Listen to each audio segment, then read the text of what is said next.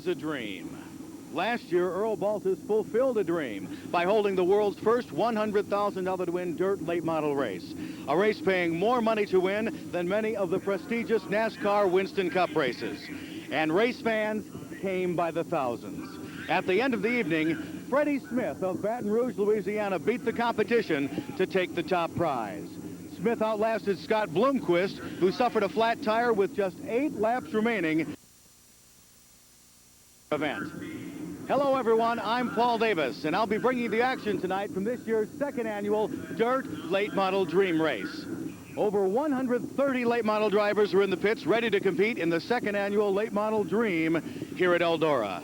We talked to some of the top drivers and asked them if racing for $100,000 to win put any extra pressure on them. I do start 9th in the first heat. I feel a lot of pressure right now.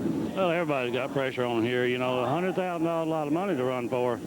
You know, it takes a lot of luck here to win. It takes a good race car. Driver's got to be up to par, you know. And, you know, it's just a hard race to go with. There's quite a bit of pressure. It's the biggest purse we ever run for. I'll tell you, it's really great that Earl has that purses, and it's definitely a lot of pressure. I've won a $52,000, and I know there's a lot of pressure on the final laps in that deal, leading the race. My first concern is to get in the race because of the inversion in the heats and so forth.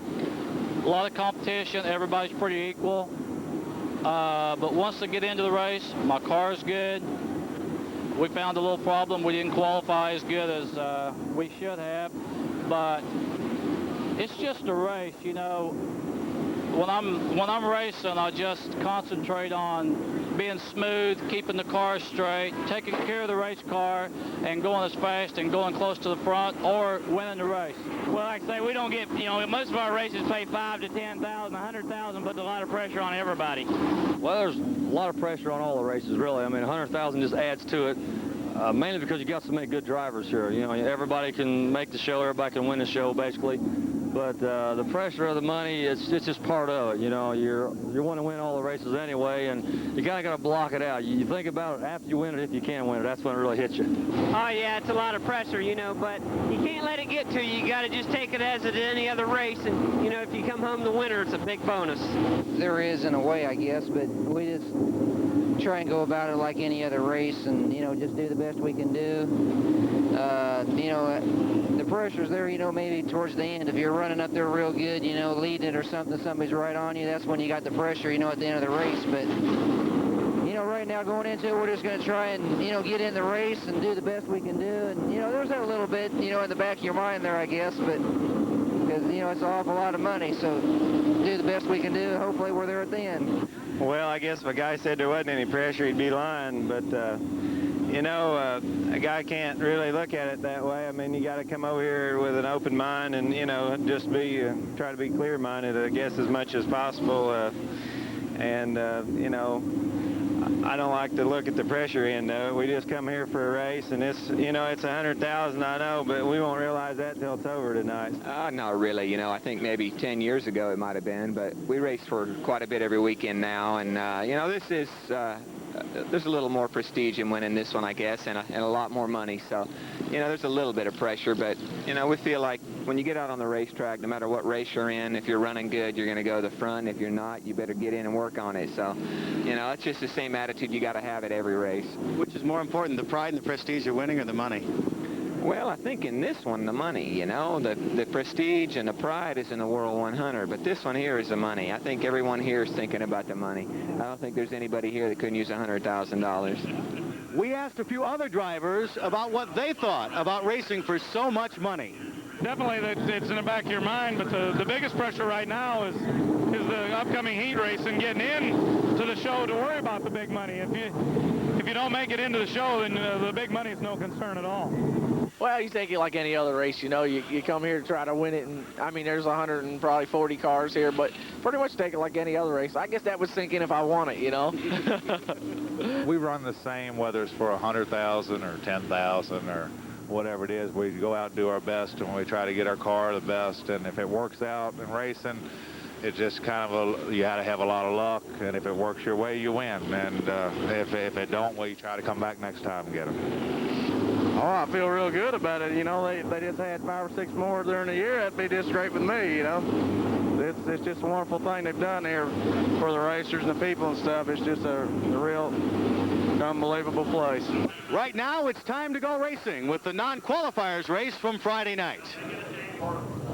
And here's the lineup for the non-qualifier race here on Friday evening. On the pole, the 41D, Frank Denkenberger with 8, Mike Cornett on the outside, 4, Bobby Cordier, and S9, Dan Schlieper in row 2, 29H, Larry Howard, and 28, Dennis Erb Jr. on the outside of row 3. Inside row 4, scheduled B1, Brad Blevins from Richmond, Indiana, and 15, Gary Engel. Inside row 5, 11, Tim Dimmick, and 77, Billy Wyrick. Scheduled inside row 6, 57, Scott Fitzpatrick, and 6, Dennis Thornton. Then scheduled inside row 7, F6, Mike Fannin, and 16, Bill Abbott. Row 8, 13, Brett Sievert, and 02, Myron Swartz. 57, David Fitzpatrick inside row 9, and 166, Joe Izzo outside of row 9. And in row 10, the 18X of J.R. Bowen. Several of the cars scheduled for this 15-lap non-qualifier race have not appeared on the Speedway, and we appear ready to go. The green flag held high into the air. We'll be ready to go with 41, Frank Denkenberger, and 8, Mike Cornett on the outside. It's Cordier and Schlieper. Now moving the cars side to side, clearing the alcohol out of the carburetors, getting a little warmth in the tires, getting ready to go. We'll watch the field bunched together on the backstretch. The 15-lap non-qualifier race here at Eldora Speedway is about to begin. Now the field really tightens up with Denkenberger and Cornett on the pole. Let's watch them in the 3 and 4. The front 4 rows are very close together, a bit scattered after that. All eyes to the flagman. The field crosses the white flag. Mike Cornett leading the field into turn 1. Lots of action back in the field. Denkenberger charges to the low side and then takes the lead in turn 2. Now it's a battle down the backstretch. Caution on the Speedway. Caution on the Speedway. Now everybody bunches up in much better shape this time. All eyes to turn 4 where the white line is drawn. That's where they start here at Eldora. Denkenberger off to an early start and we're on their way.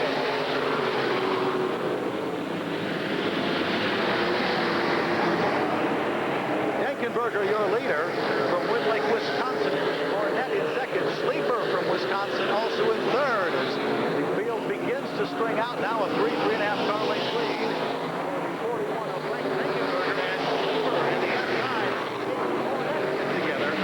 Bobby Cordier has to get on the binders as well. He's running in 4th right now.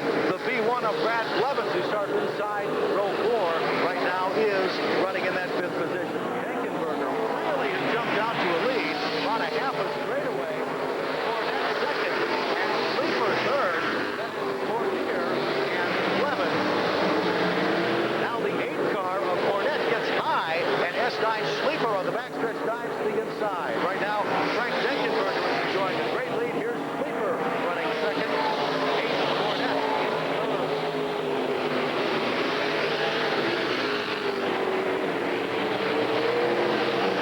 The action, your leader right now in turn 4 with the rest of the field on the backstretch. Frank Denkenberger is the 41 in turn 1, your leader.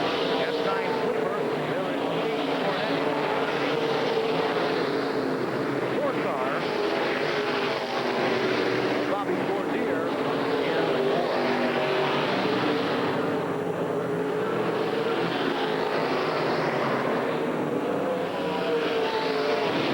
Field very extended now at back for the leaders. And got many, many car lengths ahead for second, third, 4th, and 5th place cars. F6 Mike Fannin slowing on the front stretch. There's 41 Denkenberger already into traffic.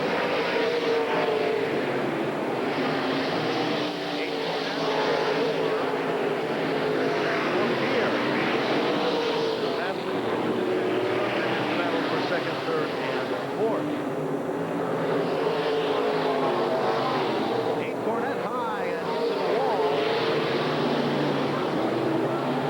He continues on right front. That is the 8th car of Mike Cornett, who starts outside front row. No caution here at Eldora. The action continues. Back to the leader is 41. Frank Denkenberger from Wisconsin. S9 Dan Schlieper from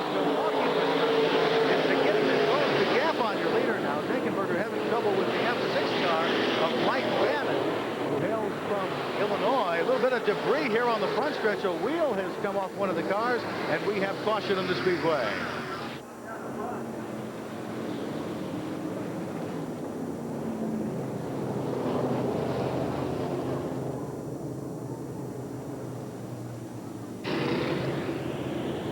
Speedway cleared after the accident with Billy Wyrick and Fitzpatrick. We're ready to return to racing in this 12-lap non-qualifier race here at Eldora Speedway. Frank Denkenberger and Dan Schleifer lead the field as they go through the turn towards the backstretch. There's an orange cone.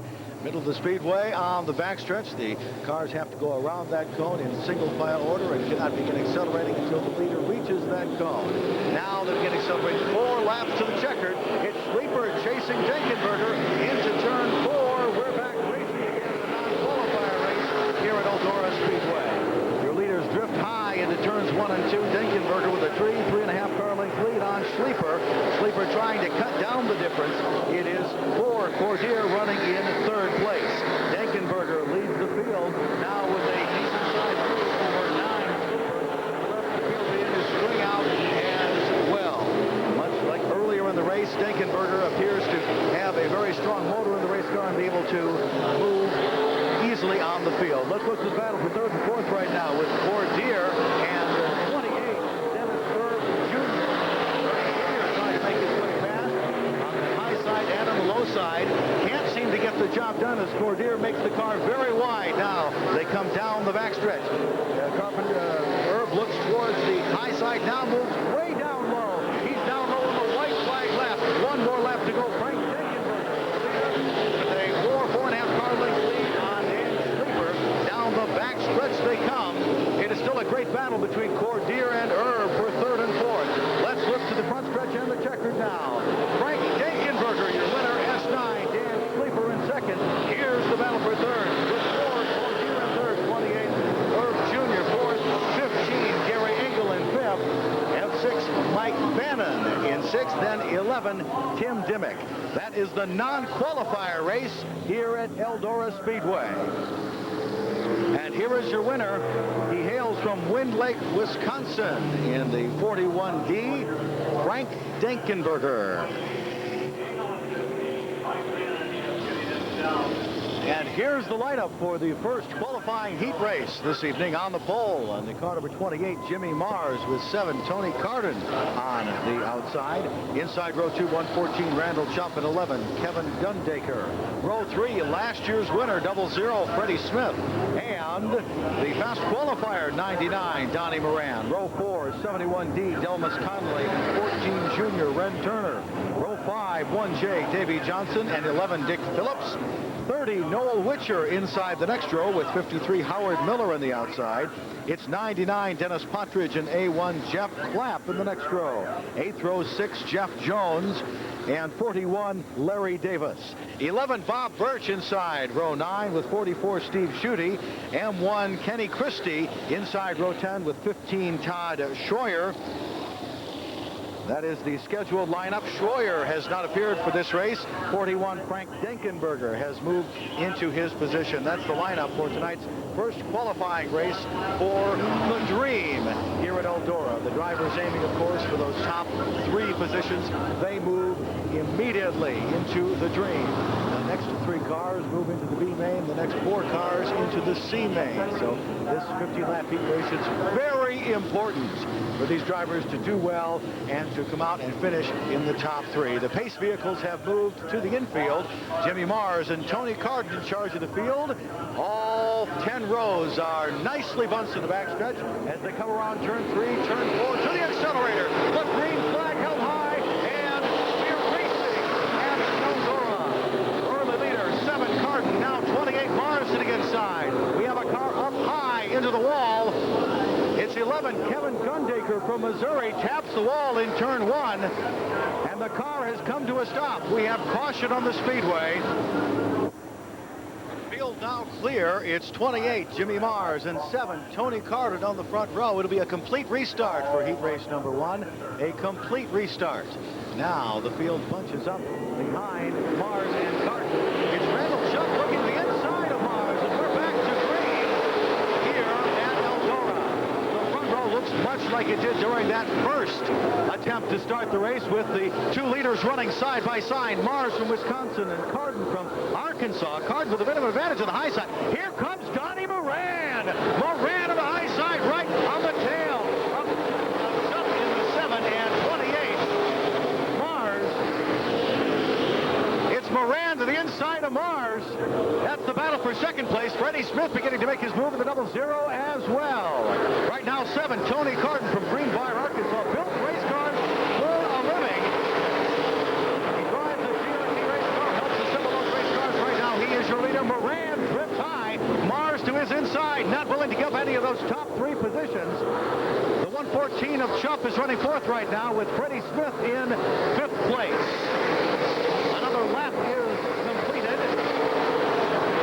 Johnson of the 1K beginning to make his move in that 6th position as well. The laps continue to tick down. Back to the leader. It is Tony Carden in the 7. Donnie Moran, who'd moved up very nicely through the field, now has not been able to advance past that 2nd position. They've taken a bit of an advantage, maybe a 6-7 car advantage on the 28 Jimmy Mars car, who's on the bubble right now with 114 Randall Chupp behind him.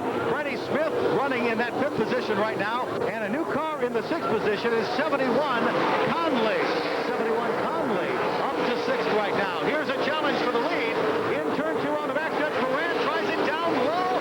Cannot get the job done. Tony Carden slams the door and continues the lead. Exciting heat race action. It's heat race 1 on the night of the Dream 2 here at Eldora. Tony Carden, Donnie Moran 1 and 2. Then Jimmy Mars in 3rd. Randall Chupp, and then Johnson, Davey Johnson. Now slipping underneath Chupp. That is the battle for 4th right now. They're side by side. The 00, Freddie Smith off the pace on the front stretch, and in turn number 1. Caution on the Speedway for the 00 of Freddie Smith. The car has come to a stop down in turn 1. The car off the pace on the front stretch. Last year's winner with mechanical problems. He's come to a stop down at the entrance to the Speedway in turn 1. We have caution at Eldora. The field assembled for the restart. The orange go to the backstretch where the lead driver may begin accelerating. It is Tony Carden and 99 Moran. It's 28 Mars running down low. Randall Chupp up high. The field separates as we go to green at Eldora. Moran trying to use the jump off of the restart as a way to get in front of Tony Carden in the 7. Hasn't been able to do so far.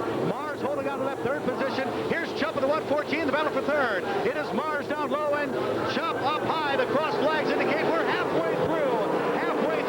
Tony Carden now with a 7-car advantage on the veteran Donnie Moran. Jimmy Mars right down along the inside. They are side by side along the inside. Chupp and Mars in a great battle. It is 1-day Davey Johnson sitting right on their tail, looking for an advantage, looking for a place to get by. He looks up high to try to follow Chupp. It is the 28 of Mars slipping right between them now. Johnson right on the concrete. He has to get out of the accelerator as there is no room. The racing action for 3rd, 4th, and 5th is very, very tight. It is Tony Carden, your leader, and 28 Jimmy Mars, 1st and 2nd. Then you can throw a blanket over Chupp, Mars, and Johnson. Johnson has looked high. He has looked low. He has looked for every advantage. Now contact with the 28 Mars car. But still, Johnson has not found a way by. They are hanging very, very low, almost racing on the concrete. Here's Johnson to the inside of Mars, and eventually he has that 4th position. Meanwhile, Donnie Moran has not forgotten about Tony Carden as he has been trying high and trying low. As the laps dwindle down, Moran continues to look for that advantage, look for that last chance to get on by. He tries to get a run to the high side on a 4, can't do it. Now Moran down low. He slips by Carden, but Carden tries to get him back on the low side as they head on down the backstretch. Now Donnie Moran begins to accelerate. From Dresden, Ohio, Donnie Moran, your leader on heat race number 1 here at Eldora Speedway on the night of the Dream 2. Once he gets by, Moran begins to extend the advantage. Now 2.5 car length and moving. It is Randall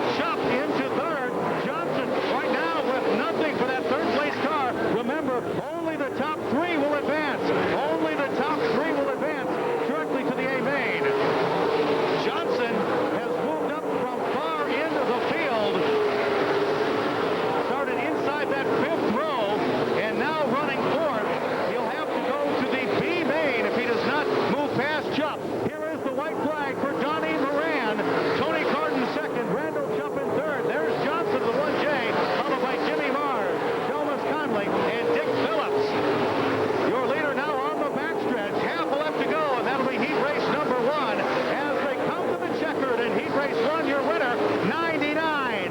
Donnie, Maran, 7. Tony Carden, second. 114. Randall Shupp, third. 1 day. J. Davy Johnson is fourth, followed by 28. Jimmy Mars. 71. Delmas Conley. 11. Dick Phillips. Those are your top finishers in heat race number 1, the first qualifying event for the Dream. Here's your winner right now from Dresden, Ohio. Donnie Moran Racing, Fisher Motorsports, and a Mastersville chassis, a 32-year-old full-time racer. Your winner is Donnie Moran.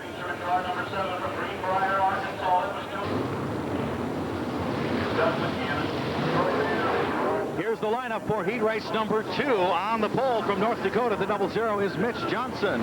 Illinois' Brian Dunaway in the 91 car on the outside. Row 2 is 89, Steve Barnett, and 17, Greg Williams. Row 3 in the M1, Larry Moore, and 21, Billy Moyer Jr. Row 4 in the G1, Steve Russell, and 42 wide, Larry Yantis. Then 18, Steve Landrum, and 7, Gary Green. 100, C.S. Fitzgerald. 92, Doug McCammon in your next row. Then C.J. Rayburn, Rod Conley, Jack Hewitt, Bob McCool, Troy Vanderveen, Joe Rice, Ed Griffin, and Dave Hopkins. There's the field. Here's the green. Heat race number 2 with 91, Brian Dunaway out to an early lead. It's 00, Mitch Johnson to the inside. 17, Greg Williams right now running in third, and they're nearly 3 wide on the backstretch. It's Brian Dunaway from Reddick, Illinois, the 91 in a Larry Shaw chassis, your leader. That's the Friedman racing car. It is 91 Dunaway, 00 Mitchell, and 17 Williams. 1, 2, 3. There's the 21 Moyer car, running right next to the G1 of Steve, check at the M1 of Larry Moore. And we have caution on the Speedway. Caution on the Speedway.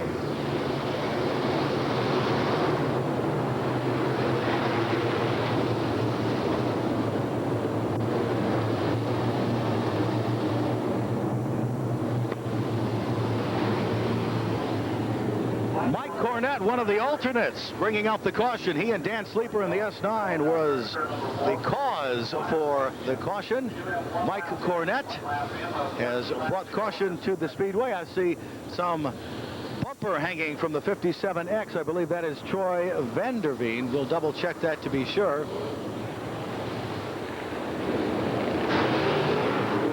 Bumper was from the 57J Bump McCool car, not Troy Vanderveen. McCool has moved to the infield, and we're ready to go racing. The leaders now on the backstretch. The green flag unfurls, and it's 91 Brian Dunaway, your leader in turn 4. Moyer with a challenge to the inside of 17 Greg Williams. It's Moyer and Williams in a great battle for third. Both of the cars working the high side right now. Moyer working down low, and he grabs that third and final transfer position. We'll see if it's fast down low or if it's fast up high. Right now it's fast down low as it's Moyer to the inside of the 00 Mitch Johnson. Moyer moving to the front in dramatic fashion. 17, Williams has moved to the inside, trying to take the same line as Moyer has. Right now the battle for fourth features 00 Mitch Johnson and 17 Greg Williams. Here's the new leader in turn 4. It's 21 Billy Moyer, your leader, with 91 Brian Dunaway in second. Now we'll watch to see if Dunaway moves down to the inside, taking the same line that the veteran Arkansas speedster uses.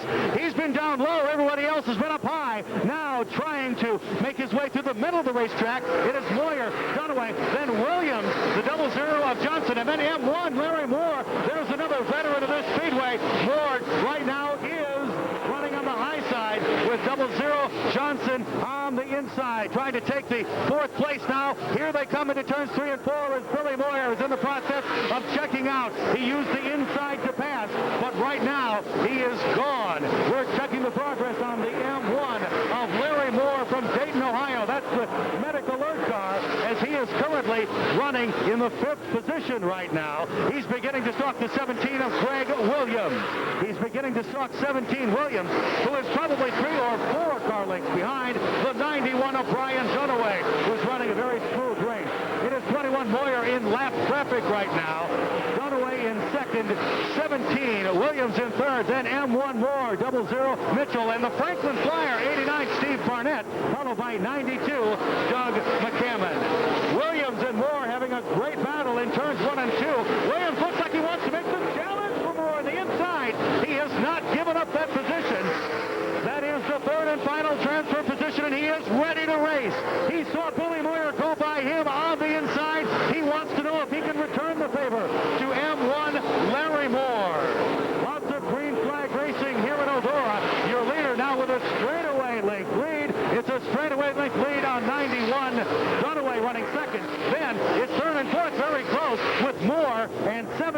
Williams side by side almost in turn 4. Williams definitely is not letting Moore get out of his sight.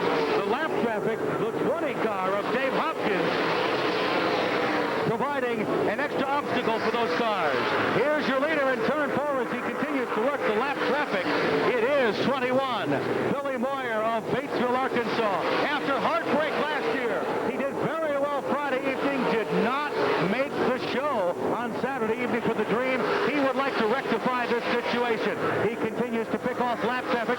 Of course, he does not want to get any trouble with those cars. Here's the battle for second with Larry Moore again to the inside. Moore passing to the inside with 91, Brian Dunaway on the high side. The veteran, Larry Moore, and 91, Brian Dunaway. That's second and third. That is not for the final transfer position, but these drivers know that finishing second has great advantage over finishing third when the final lineup comes. Greg Williams tries to make this a 3-car battle for 2, 3, and 4. It is 21 Moyer with probably a straightaway lead right now as he continues to work around lap traffic. There is S9, Dan Schliefer from Milwaukee, Wisconsin, staying down low, realizing that the leader is working his way through the field. Now just crossing the start-finish line is the M1 of Larry Moore. 91 Dunaway and 17 Williams are having at it. Moore has moved away from Dunaway. And that battle for third is beginning to be a good one. Here's the white flag for 21 Moyer. We'll have to watch that battle for third because that has proved to be very tight. Here is Moore in traffic. That's second. 91 Dunaway and 17 Williams. That's the battle for third. Your leader is already in turn 4. He's going to need his own zip code by the time this one's over. The pride of Batesville, Arkansas, Billy Moyer, your winner. Now let's watch the second place car as he comes out of turn 4. The Malkiewicz Engine Medical Alert car M1, Larry Moore is second. 91, Brian Dunaway third. 17, Greg Williams fourth. 00, Mitch Johnson fifth. 89, Steve Barnett fifth. Then it is 92, Doug McCammon, and G1, Steve Russell. That is your finishing order unofficially for Heat Race 2 here at Eldora. Right now, your winner, ladies and gentlemen, a full-time racer. He hails from Batesville, Arkansas. The K&B Demolition Russell Baker Rayburn car, a 37-year-old full-time racer. Your winner, ladies and gentlemen, Heat Race 2 is Billy Moyer.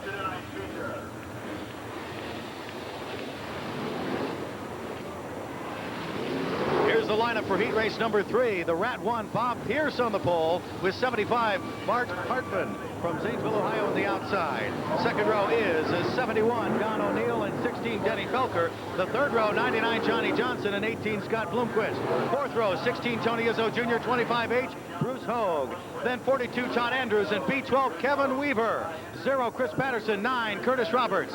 23J, Jerry Bowersock, and 14, Shannon Babb. 4, Doug St. Myers, and 6, Jesse James Lay. With a great finish last year, we'll watch for him to move up.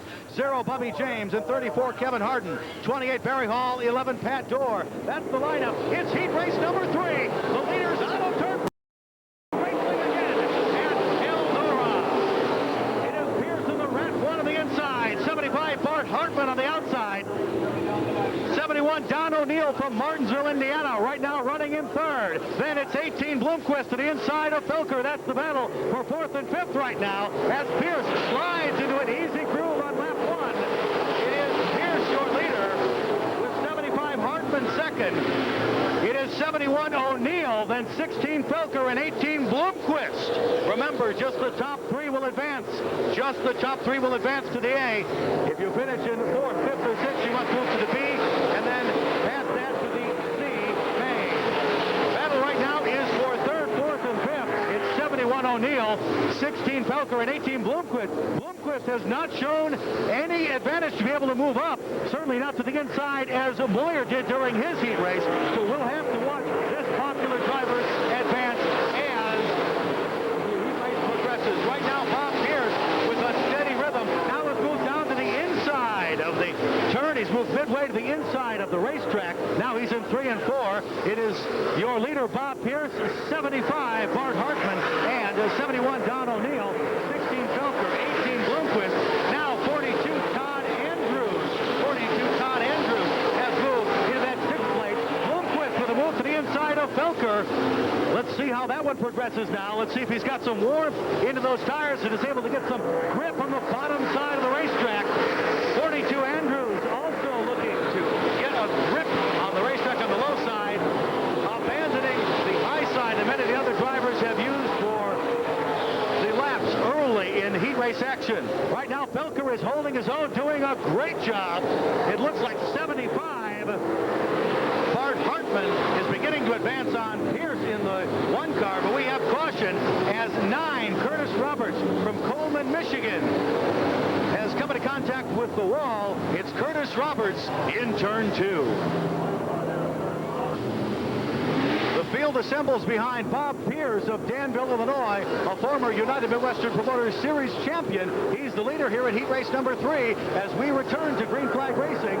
75, Bart Hartman looks to Pierce's outside. Can't get the job done. Now he'll look to the inside as Pierce slides a little bit high in turn 2. A great battle for 4th, 5th, and 6th right now as 42 Andrews looks to the inside of Bloomquist, who's right between him and the 16 car of Denny Felker. Pierce continues as your leader. That caution period may allow some of these drivers' tires to cool down a little bit, and that may be affecting the handling of the race car. Pierce now appears to be having a little bit better time of it. Perhaps he's got some more heat in there. We'll watch the progress of 18 Bloomquist as he may be having trouble as well. The cross flags indicate we're halfway through heat race number 3. It is Pierce your leader, Hartman second, and 71 Don O'Neill third. The real battle is 4th, 5th, and 6th as 42 Andrews goes underneath Felker and Bloomquist. There's B12 Kevin Weaver and 0 Chris Patterson running right behind those cars as well.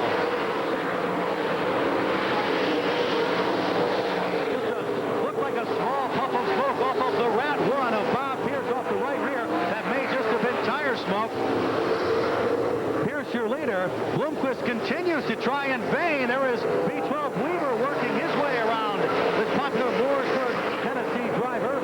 Weaver by Bloomquist as he continues to struggle during this heat race action. Weaver is another former United Midwestern Promoters Series champion. He hails from Gibson City, Illinois. Scott Bloomquist, if there has been a major race that is held like the Dream, he has won it. We have caution on the Speedway right now. Caution on the Speedway in Eldora with the Rat 1. That's a trucking company. That's his sponsor. Rat 1, Bob Pierce of Danville, Illinois, is your leader. We have caution at Eldora. 25, Bruce Hogue brings the caution to the Speedway as he has come to a stop on the backstretch. No need for the records this time. Hogue rejoins the field at the tail.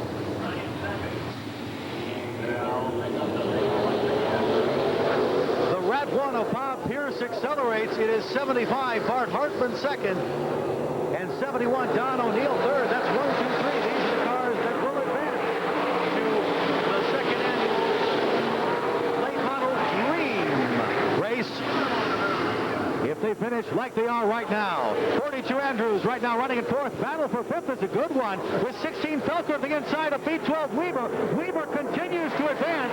18 Bloomquist trying to follow his way behind Weaver. Weaver started outside row 5. Right now he has advanced to the 5th position. Weaver to 5th right now, pulling away from 16 Felker and 18 Bloomquist. It is Pierce hanging down very low with 75 Hartman. Then it's 71 O'Neill, 42 Andrews, and B12 Weaver, who is your mover right now. He's your mover and your shaker. Again, caution on the Speedway. The flagman here at Eldora with caution on the Speedway. 99 Johnny Johnson right to the inside of the Speedway, right at the entrance to the pit area.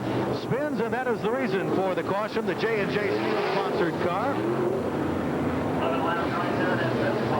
As we prepare for the resumption of racing, many of the drivers moving side to side, trying to get heat inside of those tires. Also, clear the carburetor of any alcohol. As we return to racing, they are 3 wide coming out of turn 4.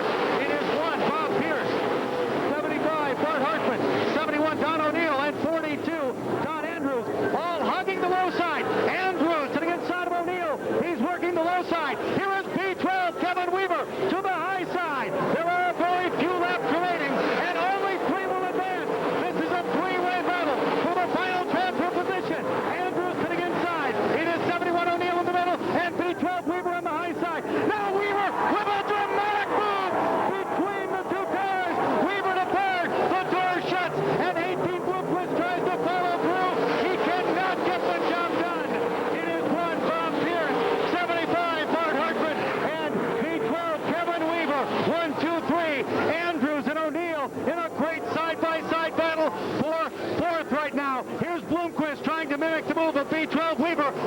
1 lap to go. Here is the white flag for Bob Pierce of Danville, Illinois. A long-time racer across the Midwest. Bob Pierce began going to races with his uncle when he was a youngster. Now he is a well-known stock car driver all across the Midwest and the nation. Your winner is Bob Pierce. 75 Bart Hartman second. Pete Road, Kevin Weaver third. Then 71 Don O'Neill. A tight battle between Todd Andrews, Scott Bloomquist, and then Denny Felker. That is your finish for a dramatic heat race number 3 with Kevin Weaver of Gibson City working very well in turn 3, diving between his competition and coming home with the 3rd and final transfer position. Right now, your winner in heat race number 3, the Rat 1, a full-time racer. He's 38 years old. Your winner is Bob Pierce.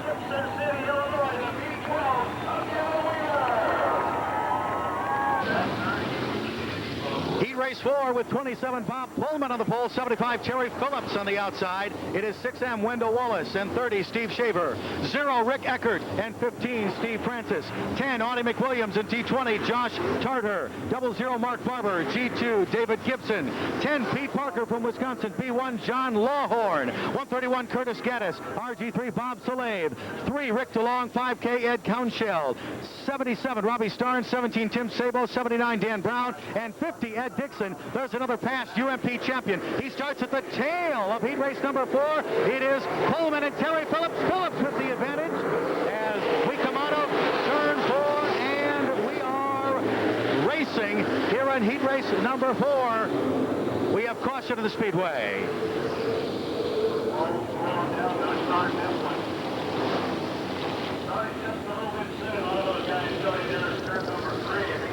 In turn 4, you see the white line. That is where all races start here at Eldora. And we had several drivers out of line, of course, looking for that early advantage. If you can pass a car on the first lap or pass 2 or 3 cars on that first lap coming out of turn number 4, that makes it so much easier throughout this 15-lap race with each heat race tonight, much like a feature event at a regular Saturday night racing activity. You'll see the white line in turn 4 that is used for the starts, and the orange cone of the backstretch used for the restarts. Now we'll see if there's much more discipline in the field, as Phillips, who got a great start last time, is outside Pullman. Now they're more side by side in order the way they should be. The green flag unfurled high, and we are racing at Eldora Speedway. Pullman to the inside of 75 Phillips. From Missouri, Phillips is your leader right now. 30 Steve Shaver and 6M Wendell Wallace on a great battle on the low side. That's the battle for 3rd right now. Remember, the top 3 positions are the ones that advance directly to the A main. The $100,000 to win dream race. One of these drivers this evening goes home with a dream realized. $100,000. And Terry Phillips would like to use this heat race victory to move on to a great starting position. It is Phillips, your leader, with 27 Pullman second and 30 Steve Shaver third, Wendell Wallace fourth. 15 Steve Francis is running in 5th place right now. Your leaders in turn 4. Phillips comes from a great racing family. Of course, you know Larry Phillips, longtime NASCAR driver in the Central region. Terry Phillips, the leader, and Pullman second, 4th, 5th, and 6th. How are we doing there with 6M? Wendell Wallace and the 15 of Steve Francis and 0 Rick Eckert. It is Wallace on the high side. Francis appears to be drifting that way. Nobody seems to be able to make the car stick to the bottom side, as some of the drivers in the earlier events have done. That is where most of the passing seems to have happened this evening. Heat race 4, back to the lead. Terry Phillips with a 3, maybe a 4-length advantage on 27 Bob Pullman. Pullman, who hails from Tinley Park, Illinois, is also a second-generation driver. Many of the drivers we see today have followed their dad's footsteps in becoming involved in the great sport of auto racing. 3rd place is 30, Steve Shaver. Shaver continues to try to advance on the the 27 Pullman. He seems to move just a little bit each and every time, but not a great deal. Of course, he already is locked in to the main event by virtue of that third place. That is, if this race were to end now. The field is really strung out. Several of the cars working the high side, several sticking way down low. Fourth place, 6M Wendell Wallace is perhaps 3 car lengths behind 30, Steve Schaefer. But Steve Francis of West Virginia has not been able to advance on him. And Eckert in the 0 car has really kept his distance as well. It's as if there is a force field between these race cars, and they cannot seem to either advance or move back at all. There's Francis and Rick Eckert as they continue the battle. Eckert hails from York, Pennsylvania. It's the Eckert Trucking Company. He's a 29-year-old driver, a truck driver during the week. He's a stock car driver on the weekend, and if he could make that car go a little bit faster, he'd love to be able to move up into a better finishing position for tonight's Heat Race 4 in the Dream.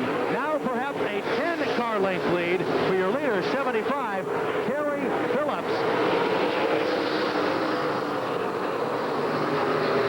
And he continues on easily motoring around the Speedway.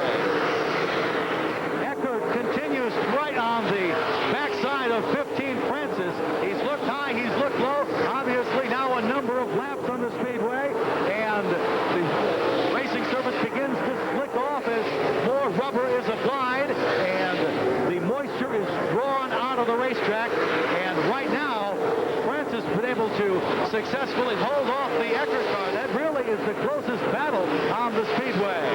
75, Phillips beginning to work his way through lap traffic now. Always an anxious moment when the leader catches up with some of the cars at the tail of the field who may not realize the leaders are coming, then begin to move out in front of leaders. That is not the case in this instance, however. 79, Dan Brown stays down to the bottom of the racetrack, realizing the leaders are coming through. Here's Phillips on the high side. Next up, the P1 of John Lawhorn. White flag is out for your leader, Terry Phillips. Your leader in turn 2 right now. Let's follow them down the backstretch and into turn 3. From Springfield, Missouri, the Sportsman pickup covers McDonald's of the Ozark car. Your winner, it is 75 Terry Phillips, 27 Bob Pullman, second, 30 Steve Schaefer, then 6 Wendell Wallace, 0 Rick Eckert, the G2 car finishing next. That is David Gibson. Those are your top finishers in Heat Race number 4. He started outside pole and used that to his advantage. In fact, Pullman started on the inside pole position, so the cars that were right up front were able to use those starting positions successfully and take it home to good finish order.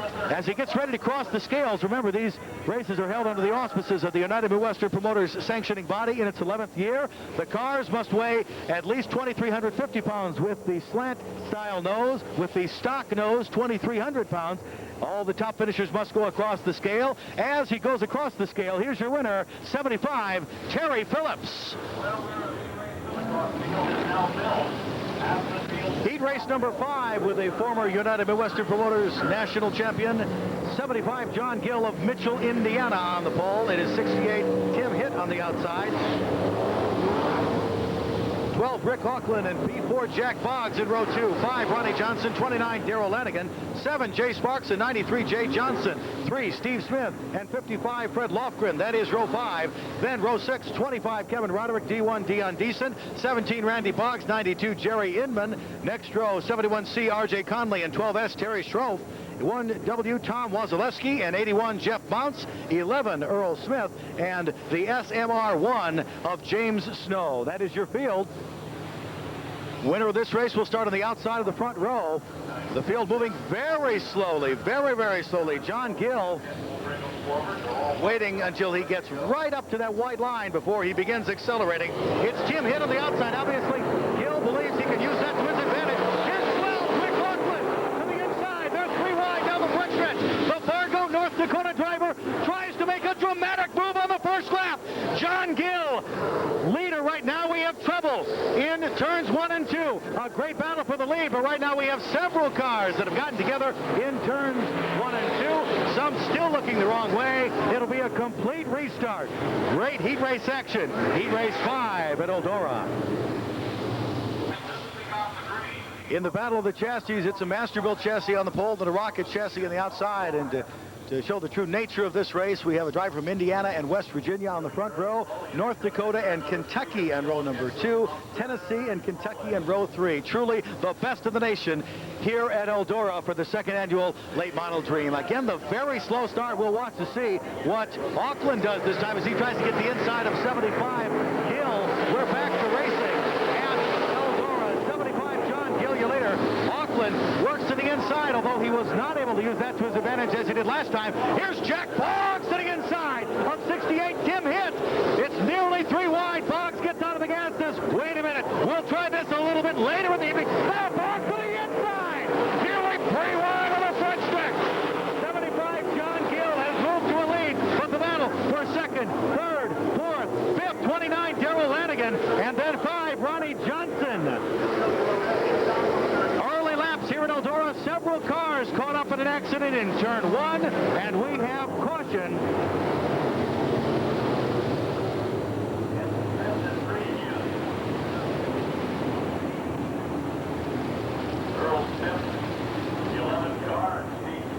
The businessman John Gill, your leader, with 68, Tim Hitt in second. 12, Rick Aukland of Fargo, North Dakota, in a Bullet chassis car. Then B4, Jack Boggs, another full-time racer. Lots of guys making their living doing this great sport, late model racing. The green flag, and we're back at it here at Eldora.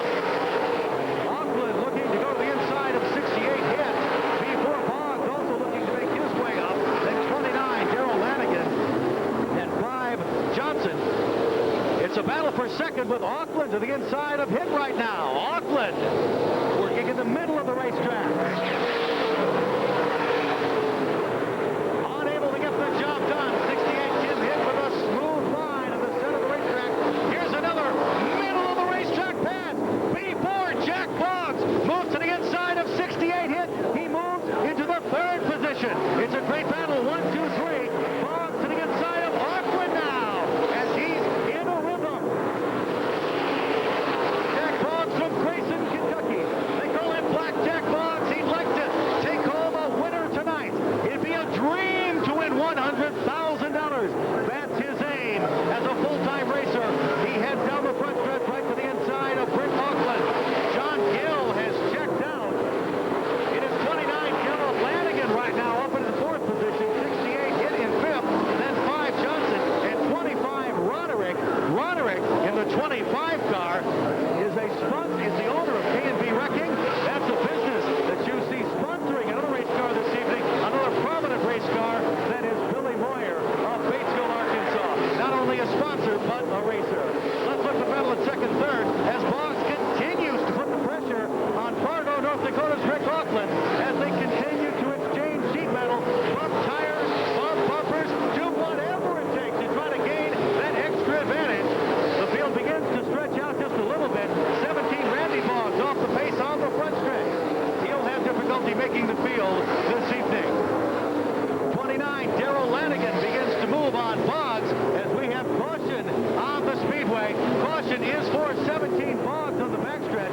The former World 100 winner is off the pace.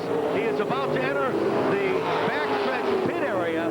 17, Randy Boggs brings caution. The field will bunch up again. That will mean more great racing action. It is Gill, Aukland, Boggs, 1, 2, 3. Then Lanigan, Hitt, and Johnson when we return.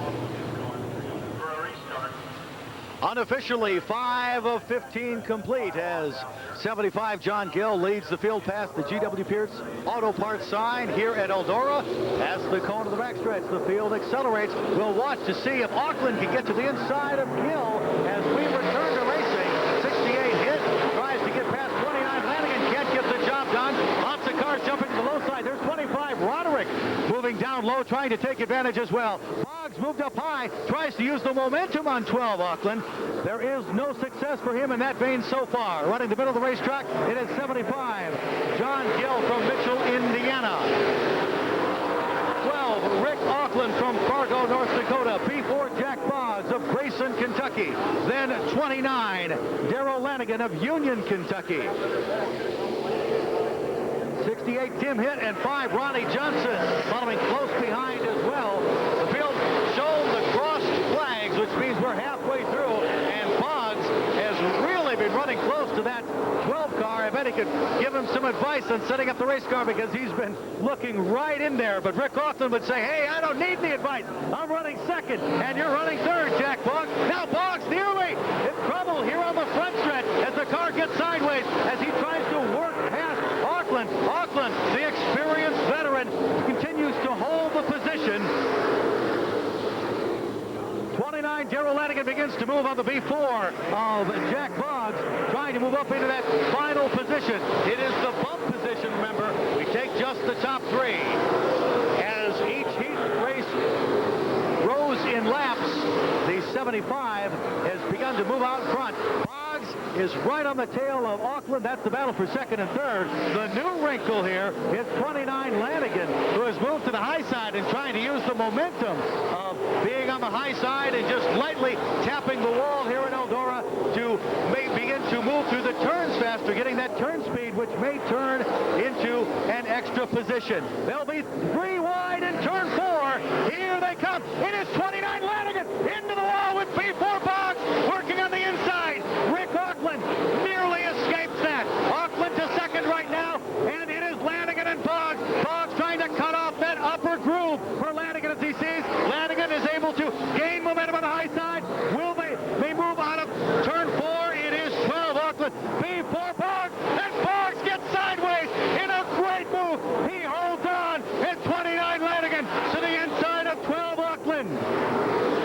Great racing, second, third, and fourth place, and we're not done yet.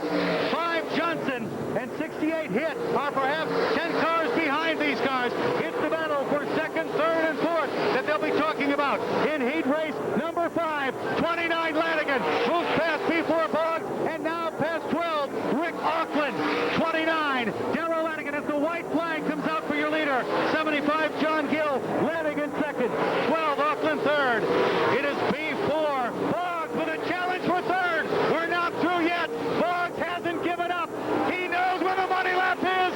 Jack Boggs in the B12 to third. Here's your winner coming out of turn 4. 75, John Gill. Second, 29, Darrell Lanigan. Then B4, Jack Boggs. 12, Rick Aukland. 5, Ronnie Johnson. 68, Tim Hitt. 25, Kevin Roderick. 93, Jay Johnson. And 71, R.C. Conley. What a great battle for second, third, and fourth. Almost made you forget about your winner, didn't it? This pass, UMP champion from Mitchell, Indiana. As he comes across the scales, this 34-year-old driver comes home to victory. The Elrod Grain Service, Foxco Engineering Masters Built Chassis, 34-year-old John Gill, your winner.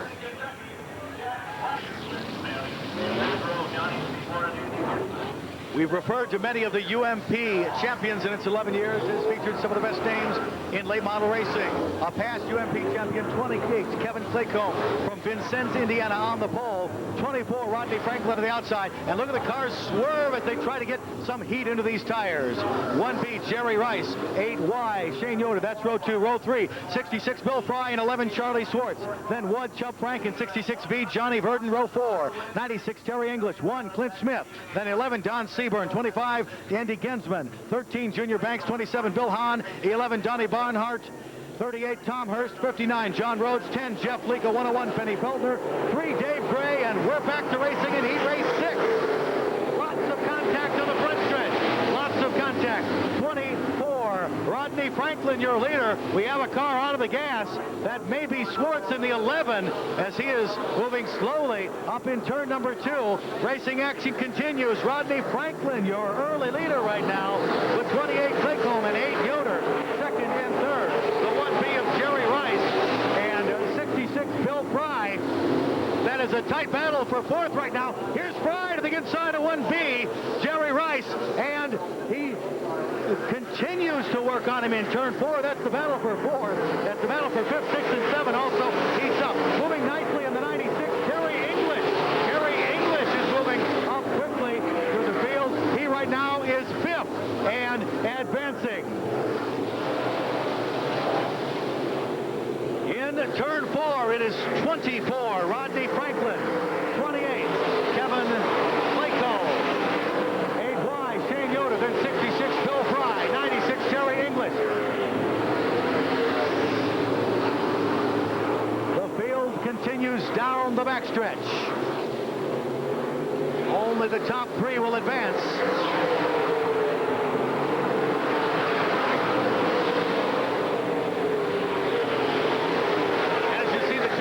Cars, they're painted very similar.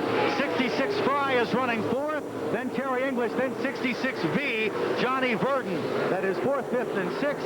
It is Frye, English, and Verdon running in fourth, fifth, and sixth, respectively. The cars very similar, except for the small V between the sixes on the Verdon automobile. Here's a challenge for the lead. Challenge for the lead in turn 4 as Clayco has some momentum on the high side, looking to move around the 24 car of Rodney Franklin from Cross Junction, Virginia. Now 24, Franklin moves up to try to block the progress of 28 Clayco. Shane Yoder, the veteran here from Holland, Ohio, looks to the inside of 28, seeing some racetrack that he can move on. He tries to use the inside. 66, Bill Frye makes the challenge for third place, part of the racing activity. You can throw a blanket over 1, 2, 3, and 4. Only 3 of those cars, were we to finish now, would advance to the A main. It is Rodney Franklin, a Virginia leader. Here is 28 Clayco, right on his bumper. Can't quite determine whether he wants to go to the inside or the outside.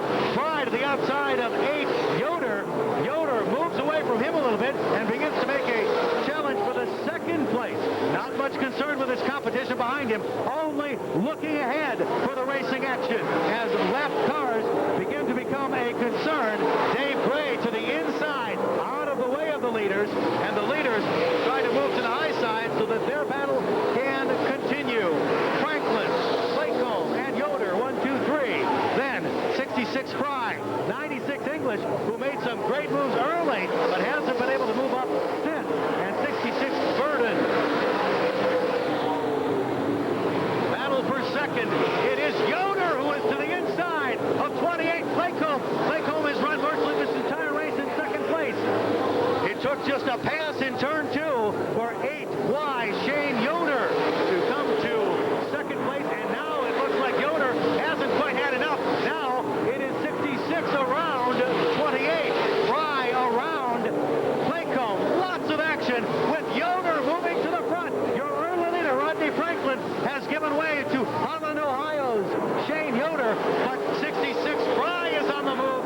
He's on the move on the high side, and you begin to wonder if that high group is coming in. It looks like the 24 car may be off the pace. Your early leader is moving slowly, and other cars are beginning to pass in. Great battle for the lead. It is 8 Yoder to the inside, and 66 Frye up high. Frye in that GRT race car. Now with half a car length lead, he is your leader. Yoder second, 28 Clayco in third. 24 Franklin continues to drift back as he is lapped by more cars. Right now, Clayco has settled into third. Terry English to fourth. White flag for your leaders. White flag for 66. Bill Frye from Greenbrier, Arkansas, sponsored in part by Reinhardt Trucking. A Russell Baker motor with a GRT race car. He works at GRT. Ladies and gentlemen, your winner in the car number 66, Bill Frye. 8 Shane Yoder second, 28 Kevin Clayco third, 96 Terry English, 66 Johnny Verdon. The one-star car of Chuck Frank is next with a tight battle between the 11 and 1 cars after that. We'll get you a complete finish in a moment, but right now, let's salute some drivers who have done a great job during heat race action. He's 34 years old and works at GRT Race Cars, so he knows a little bit about the construction of these race cars. Sponsored by Reinhardt Trucking, Russell Baker, and GRT. He can press the boss when he goes home. He took home heat race number 6 here at Eldora. I believe that means he'll be on the front row of the Dream Race later this evening as he comes across the scales. 66, Bill Frye, your winner.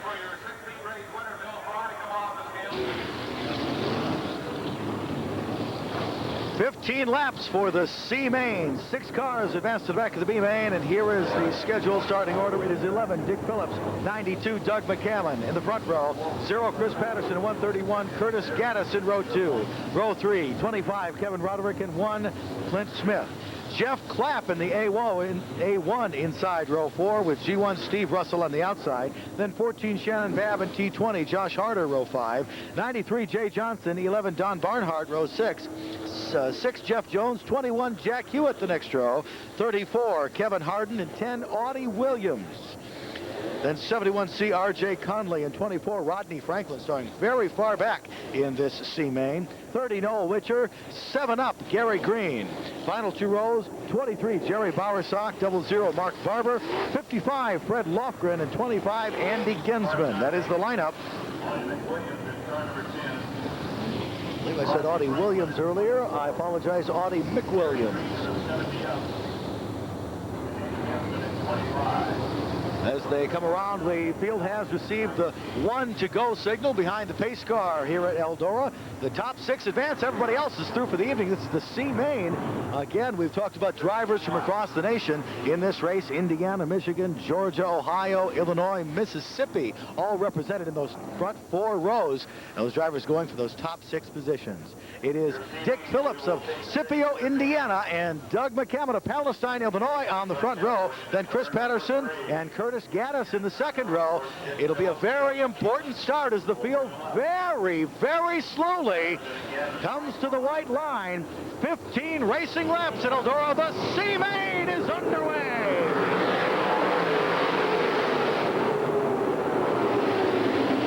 11 Dick Phillips, the leader. 25 Roderick down low to the inside of 92 McCammon. 131 McGaddis. Curtis Gaddis also is charging his way through the field. Josh Tarner makes the 3 wide the T20 car as he challenges for the 6th or 7th place. Many different changes in position. Lots of action at Eldora. Too many to call, but we'll try to keep you up to date as this 15-lap race progresses. We have a car spinning in turn 2. Catching several other cars up in it as well, one of them being the 21 of Jack Hewitt, as Hewitt had to get out of the gas.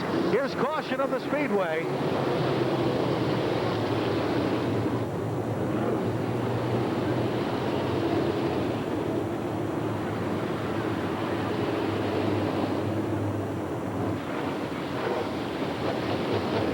The Dick Phillips Racing 11 leads the field with 1 of 15 complete.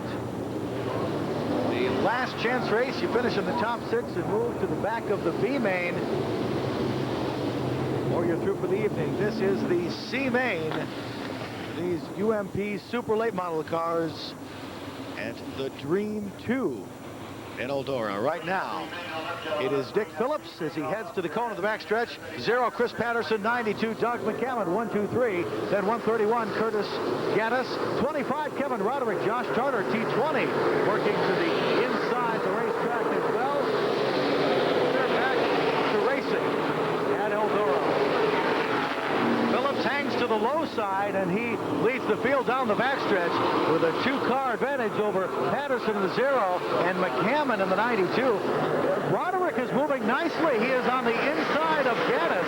Curtis Gaddis in the 131.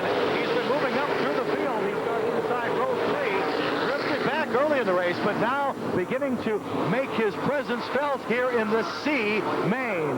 It is 25 Roderick underneath Gaddis for 4th. The battle for 5th features 1, for 6th rather, features 1 Clint Smith, T20 Josh Carter, 93 Jay Johnson, 14 Shannon Babb as well. Down the backstretch, here's the challenge for 2nd with McCammon of the 92 to the inside of Patterson. Patterson was running higher earlier, but now he's begun to move to the inside, trying to protect that 2nd position as 25 Roderick from Taylor's Park advances as well. Your leader has taken a great in second and third. McCammon on the inside of 2. Takes over that second position. Zero Patterson in third. He hasn't given up. He's trying to use the momentum on the high side, believing that that'll be the place he can move. Roderick sticking right down low. He'll be the next to challenge Patterson for the zero car. 131 Gaddis has dropped off, and farther back than that is the T20 of Tartar. And 93 Jay Johnson. 1 Clint Smith is off the pace, about to come into the turn 4 entrance to the pit road. The battle for second, it is McCammon, 0 Patterson, and 25 Roderick. Roderick was up closer earlier. He got out of the gas in turn 2, and Dick Phillips of Scipio, Indiana, continues his substantial lead on the field. The 1 car is moving slowly on the backstretch. No caution right now. That is Clint Smith of Griffin, Georgia. We told you that he had come down off of the pace about 1 lap ago. Your leader collecting another lap in the Dick Phillips racing car. 11 Phillips, your leader. 92 McCammon, 0 Patterson. Now 25 Roderick is 4 cars behind Patterson, no longer challenging for that third position. But remember, the top 6 will advance here. The top 6 will advance in this 15-lap race. It is Phillips, and then McCammon and Patterson. 25 Roderick in 4th. 131 Gaddis in 5th. T20 Josh Carter is on the bubble with 93 Jay Johnson working to his inside. Roderick in the 25, as we talked about him earlier, he's the owner of K&B Wrecking and a sponsor on another race car here, so he's got interest in a couple of different race cars. He also owned a racing business that prepared race cars for other race drivers in past years. Chris Patterson from St. John's, Missouri, running the zero car in a steady third position right now. That's the low-temp praising car, that yellow car that folks have come to know for years and years. Chris Patterson, a veteran of Midwestern racing, always doing well at whatever kind of racing he attends. Dick Phillips, your leader, as the laps wind down. He is probably a quarter of a Speedway length lead over McCammon, who is about the same distance over Zero Patterson. We're about to come up on lap traffic now, and the 34 car of Bloomington, Indiana's Kevin Harding, and 55 Fred Lofgren of Lombard, Illinois.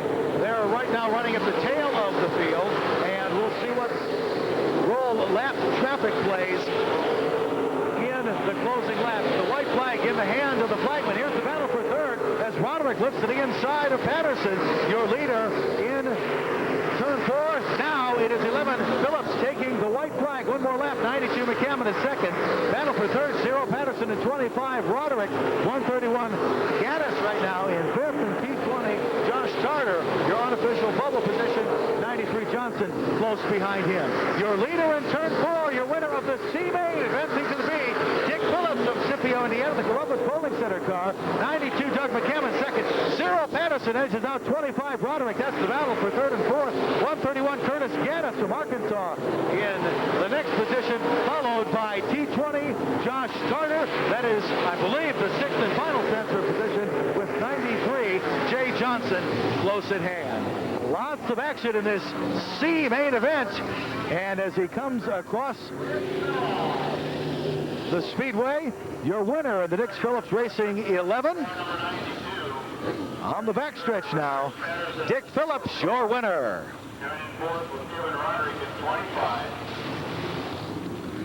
Here's the B main. The top 4 move to the tail of the A main. Everybody else is through for the night. Who've we got? Who've we got? On the pole, 1 day, J.B. Johnson, and 17, Greg Williams. Row 2, 71, Don O'Neill, and 6M, Wendell Wallace. Row 3, 12, Rick Aukland, 96, Terry English. Row 4, 28, Jimmy Mars, 00, Mitch Johnson. Row 5, 42, Todd Andrews, 0, Rick Eggert. Row 6, 5, Ronnie Johnson, 66B, Johnny Verdon. Then 71, Delmas Conley, and 89, Steve Barnett in row 7. 16, Denny Felker, and G2, David Gibson in row 8. 68, Tim Hitt, and 1, Chubb Frank in row 9. 11, Dick Phillips, and 92, Doug McCammon. Moving up from the C main, that's row 10. Row 11 is 0, Chris Patterson, and 25, Kevin Roderick. 131, Curtis Gaddis, and T20, Josh Tarter. That is row 12. The 1 to go signal is being given to these drivers. 24 in all, only 4 will advance. 4 cars get to move on and make the starting field for the dream race. Accomplish the goal of making the dream. Over 130 race cars came trying to make this field. Our final starting positions will be determined in this B main, contested at 15 laps. With Davey Johnson and Greg Williams up front, they head past the G.W. Pierce Auto Parts of Ohio and Indiana sign on the Eldora Speedway backstretch, and a very slow pace. Obviously, they think they've got the gearing correct, and they can quickly jump out of that 4th turn and jump up to an advantage for themselves. It's Johnson and Williams, O'Neill and Wallace, Aukland and English. These cars finish 4th, 5th, or 6th in their heat races. Now they're in the B main, and they're underway with Davey Johnson, Pennsylvania, your early leader. 71 O'Neill in 2nd. 17 Williams running 4th, right behind 12 Aukland. It's a side-by-side battle for the lead right now, with 71 O'Neill to the inside, and Johnson with an advantage on the high side. O'Neill slips in between Johnson and Aukland, and that's the way they run on lap 1. Just the top 4 advance here. Just the top 4 advance. So it's very important to do as well as you can, as early as you can. Just 15 laps for these 24 race cars. Lots of action back through the field. Some 2 and 3 wide positions. Lots of action up front, too, as O'Neill continues to put the pressure on 12, Rick Aukland. From Fargo, North Dakota, Aukland to the inside of Johnson. Your leaders in turn 3. Aukland, your leader. 1 Johnson second, 71 O'Neill third, then Williams and the 6M car.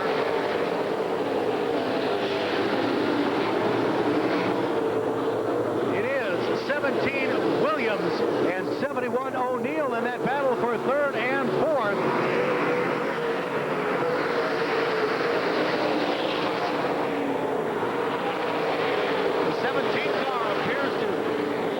The grip in the turns as O'Neill in the 71 is able to move away from him as they work through each turn. 6M Wendell Wallace, who started outside of row 2, has drifted back a little bit. He right now is running in 5th place with 42 Todd Andrews of Pennsylvania running right behind him. And then I believe it is 0 Rick Eckert right behind Andrews as well. Everyone's aiming for those top 4 positions. 12 Aukland has just checked out. 1 Johnson, then 71 O'Neill, 17 Williams, 6 Wallace. Here's the challenge for 2nd. O'Neill trying to use that inside groove under Johnson, but there was not enough there.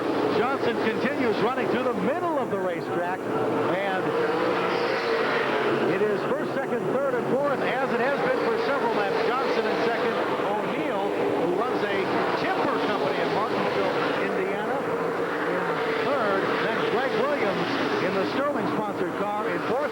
Todd Andrews in the 42 has moved up to 5th place right now. Wendell Williams is running in 6th. They begin to look for the 17 of Greg Williams and that 4th and final transfer position. Your leader is off on a Sunday walk right now as we concentrate on some of the racing in the field. There's trouble in turn 2. 96 Terry English has tagged the wall.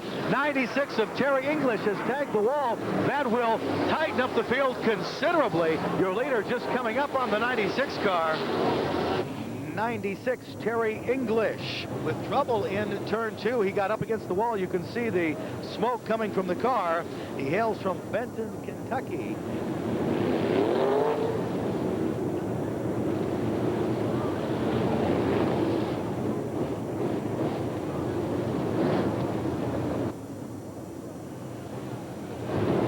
Looks like 71 Conley has come to a stop up in the turn as well. Conley started on inside of row number 7, and apparently this will be the end of the dream number 2 for Delmas Conley of Wheelersburg, Ohio. Eight down, 7 to go in the B main. The last chance to make the Dream 2 here at Eldora Speedway. The green flag held high and racing action continues. Well, for Aukland, your leader, Eckert, the 0 car, tries to use the high side over on several cars. We'll watch his progress. Right now, most of the field hanging down low and trying to use those low positions. It is 17 Williams in the Sterling beer car underneath 71, Don O'Neill. That's the 3rd and 4th place battle, respectively. Williams again with a challenge as the 71 car drifts just a little bit. 17 Williams and 71 O'Neill side by side, wheel to wheel. Here comes 0 Eckert. He still could be a player as he taps the wall. Goes underneath Andrews in the 42 car. He'll be joined. Oh, and there's trouble as Williams gets into the 71 Cup. And then 5 Johnson and 16 Felker into the 17 of Williams. The car that was running brilliantly just a moment ago sits nearly destroyed on the front stretch. 17 Craig Williams in the Sterling beer car with several cars running into him. We have a red caution. We have a red flag situation on the speedway, and the Eldora rescue personnel quickly out to check on 17 Greg Williams. As a testament to the sturdiness of these race cars, after all of the drivers were checked, no one was injured, and we're able to continue racing here at Eldora Speedway. 12 Rick Aukland, 1 Davey Johnson, 71 Don O'Neill, who was nearly involved in that wreck with 17 Williams. 0 Rick Eckert to the outside, looking to advance to the 3rd position. 42 Todd Andrews and 66B Johnny Verdon right behind there. Remember, the top 4 will advance, so we'll watch these cars. Aukland quickly checks out. Davey Johnson, now Eckert up to 3rd and moving. Eckert in that 0 car is hooked up on the high side. He'll challenge the 1J of Davey Johnson from Pennsylvania and work the high side as Johnson is middle to the low side of the racetrack. Now on up turn 4, here they come, and Eckert is your 2nd place car.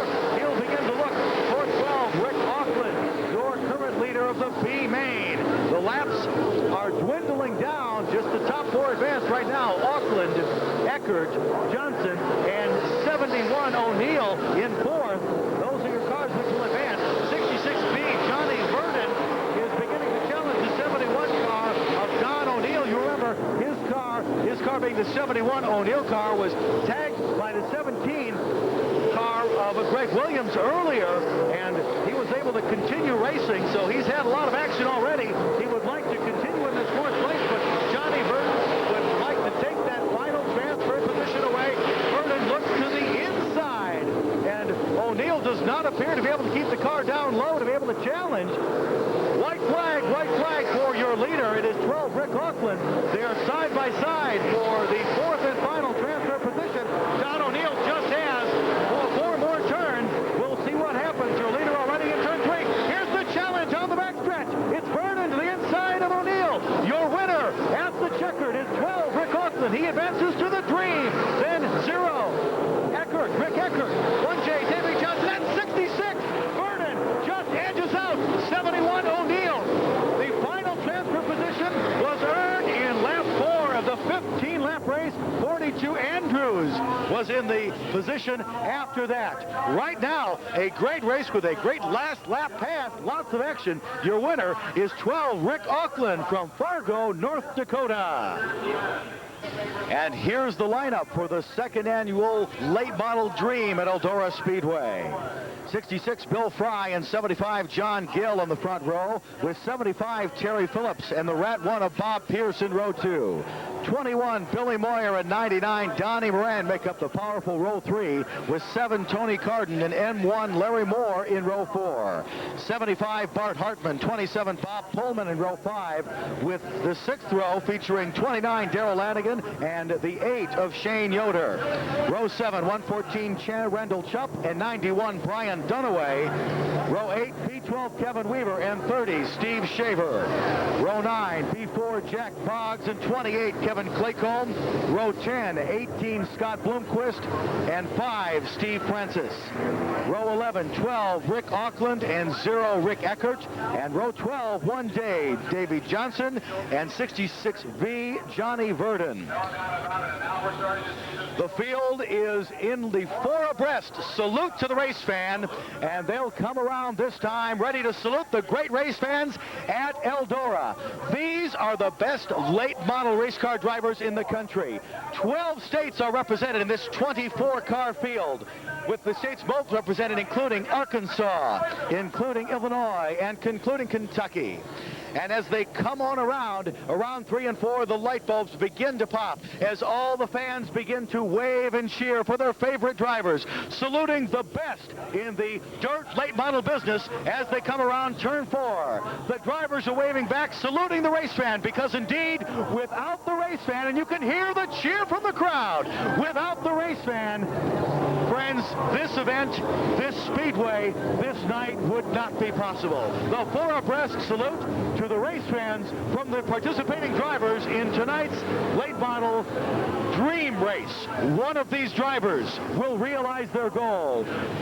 Over 130, the unofficial number I heard was 139 drivers participating in the activities. We're down to the final 24. And who will the winner be? Will it be Frye in the 66 or Gill in the 75? Will it be 75 Phillips or the Rat 1 of Bob Pierce? How about 21 Billy Moyer or 99 Donnie Maran? 7 Tony Carden or M1 Larry Moore? 75 Bart Hartman or 27 Bob Pullman? Those are your first 5 rows. In your first 5 rows, we have 3 cars numbered 75. But race fans, we think you'll be able to pick out your favorites among all of these drivers and sit back and enjoy the dirt late model dream. The pace car is up now with Bill Frye and John Gill accelerating into turn 3. This is the dirt late model dream 2.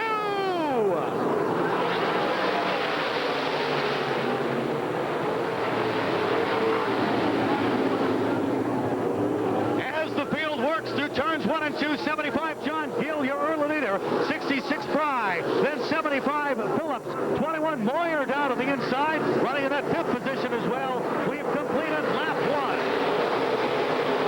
The battle for 3rd, 4th, 5th, and 6th is an extremely tight one, with 75 Phillips, 99 Moran, the inside of 21 Moyer, with 1 Pierce on the high side. Now Moran coming to turn 3 has to get out of the gas. Moyer with an advantage on the inside of Pierce in the red 1 car. Pierce uses that high side momentum and moves to that 4th position, but you can throw a blanket over 4th, 5th, and 6th.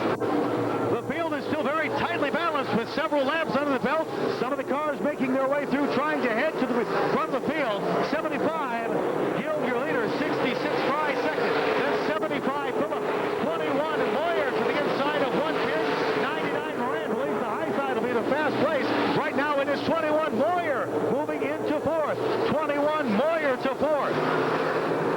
Early on, many of the vehicles not working to the low side, but rather staying up high, using the momentum of the high side and the cushion of the wall and the cushion of the racetrack just up near the wall to propel them through the early laps.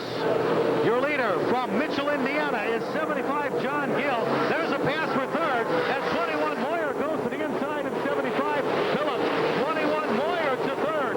Last year, the disappointment when 21 Moyer did not make the program after a dominating night for the Nightmare the night before the Dream. Saturday night last year of the Dream weekend was not a good one. Billy Moyer would like to see that change.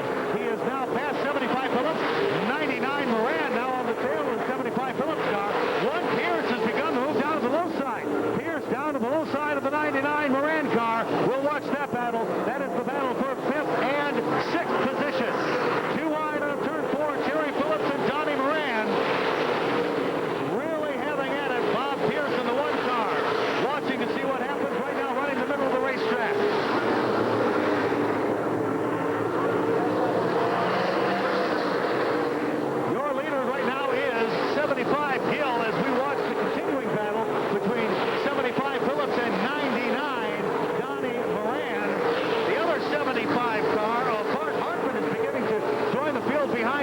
as well. It is Maran, and then 75 Phillips. We're back to the front where the 66 car is beginning to make a move on 75 Gill. It is 75 Gill and 66 Frye. Now less than 2 car lengths apart. 21 Moyer continues to advance, making sure not to burn up the tires early in this 100 lap event. We'll watch to see how 66 Bill Frye continues his advance on your leader. He looked to the inside, thought about it that time, decided, well, maybe it's a little early. We'll see what happens here as again he looks to the inside, but does not make the passing attempt on veteran John Gill. Frye has come all the way from Greenbrier, Arkansas. In fact, 2 of the top 3 cars right now from Arkansas, with John Gill, the leader, 66 Frye second, and 21 Moyer third. 99 Maran is one who up to the 4th place now, is beginning to track down the 21 of Billy Moyer. Soon, I believe, instead of a 3-car battle for the leaders, Moyer has joined the fray with Gill and the 66 Frye car. 99 Maran will soon be there as well. Crossing the line, it is Gill, Frye, and Moyer. 1, 2, 3. Frye moves up even closer on Gill, and Moyer even closer on Frye.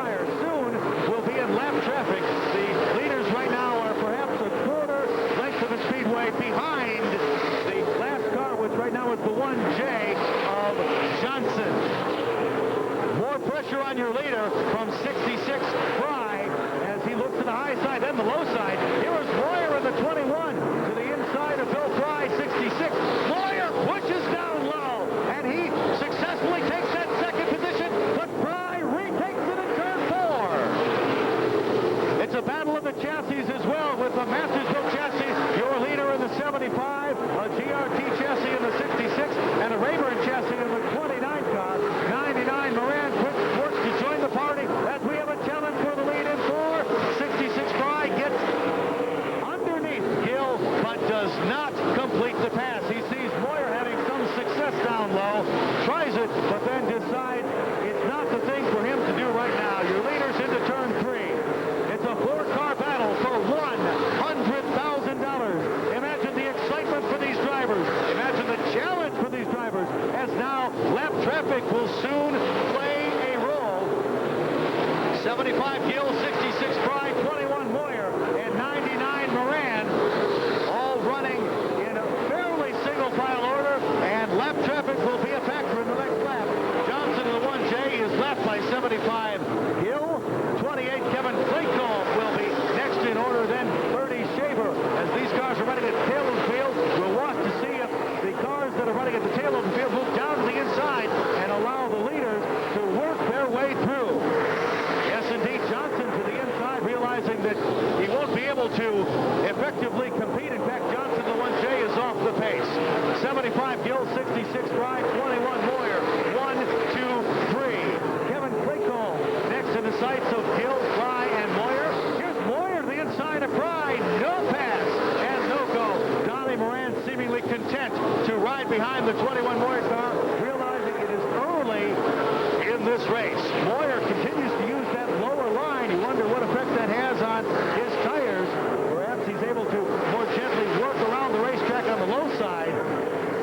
Now it is 75 Gill working down inside Claycomb in the 75 car.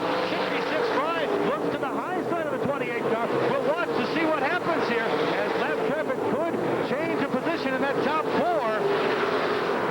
Moyer again looks to the outside of Claycomb. Claycomb realizing the lap traffic. He is part of the lap traffic. Moves to the inside. Then Donnie Maran, who had tried to go underneath the 28 car, had a bit of trouble, but he has successfully completed the pass. 91 Dunaway being left by your leaders now, as the field begins to string out. Lap traffic so far has not brought any changes in the leaders. Late model Dream start race. Frye has stayed right on the tail of Gill throughout this event. Moyer moved back a little bit.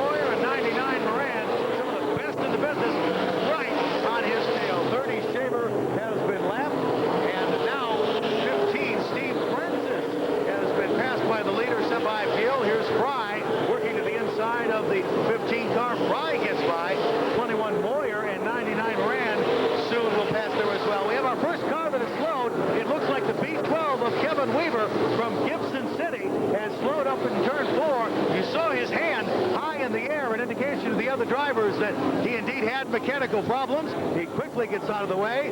B12 Kevin Weaver, a past United Midwestern Promoter Series champion in a Rayburn chassis powered by Hickson engines.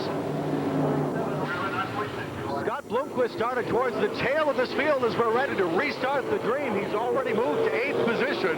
We'll continue to watch that S&S Custom Tapes 18 from Mooresburg, Tennessee, as he advances through the field in 27 laps.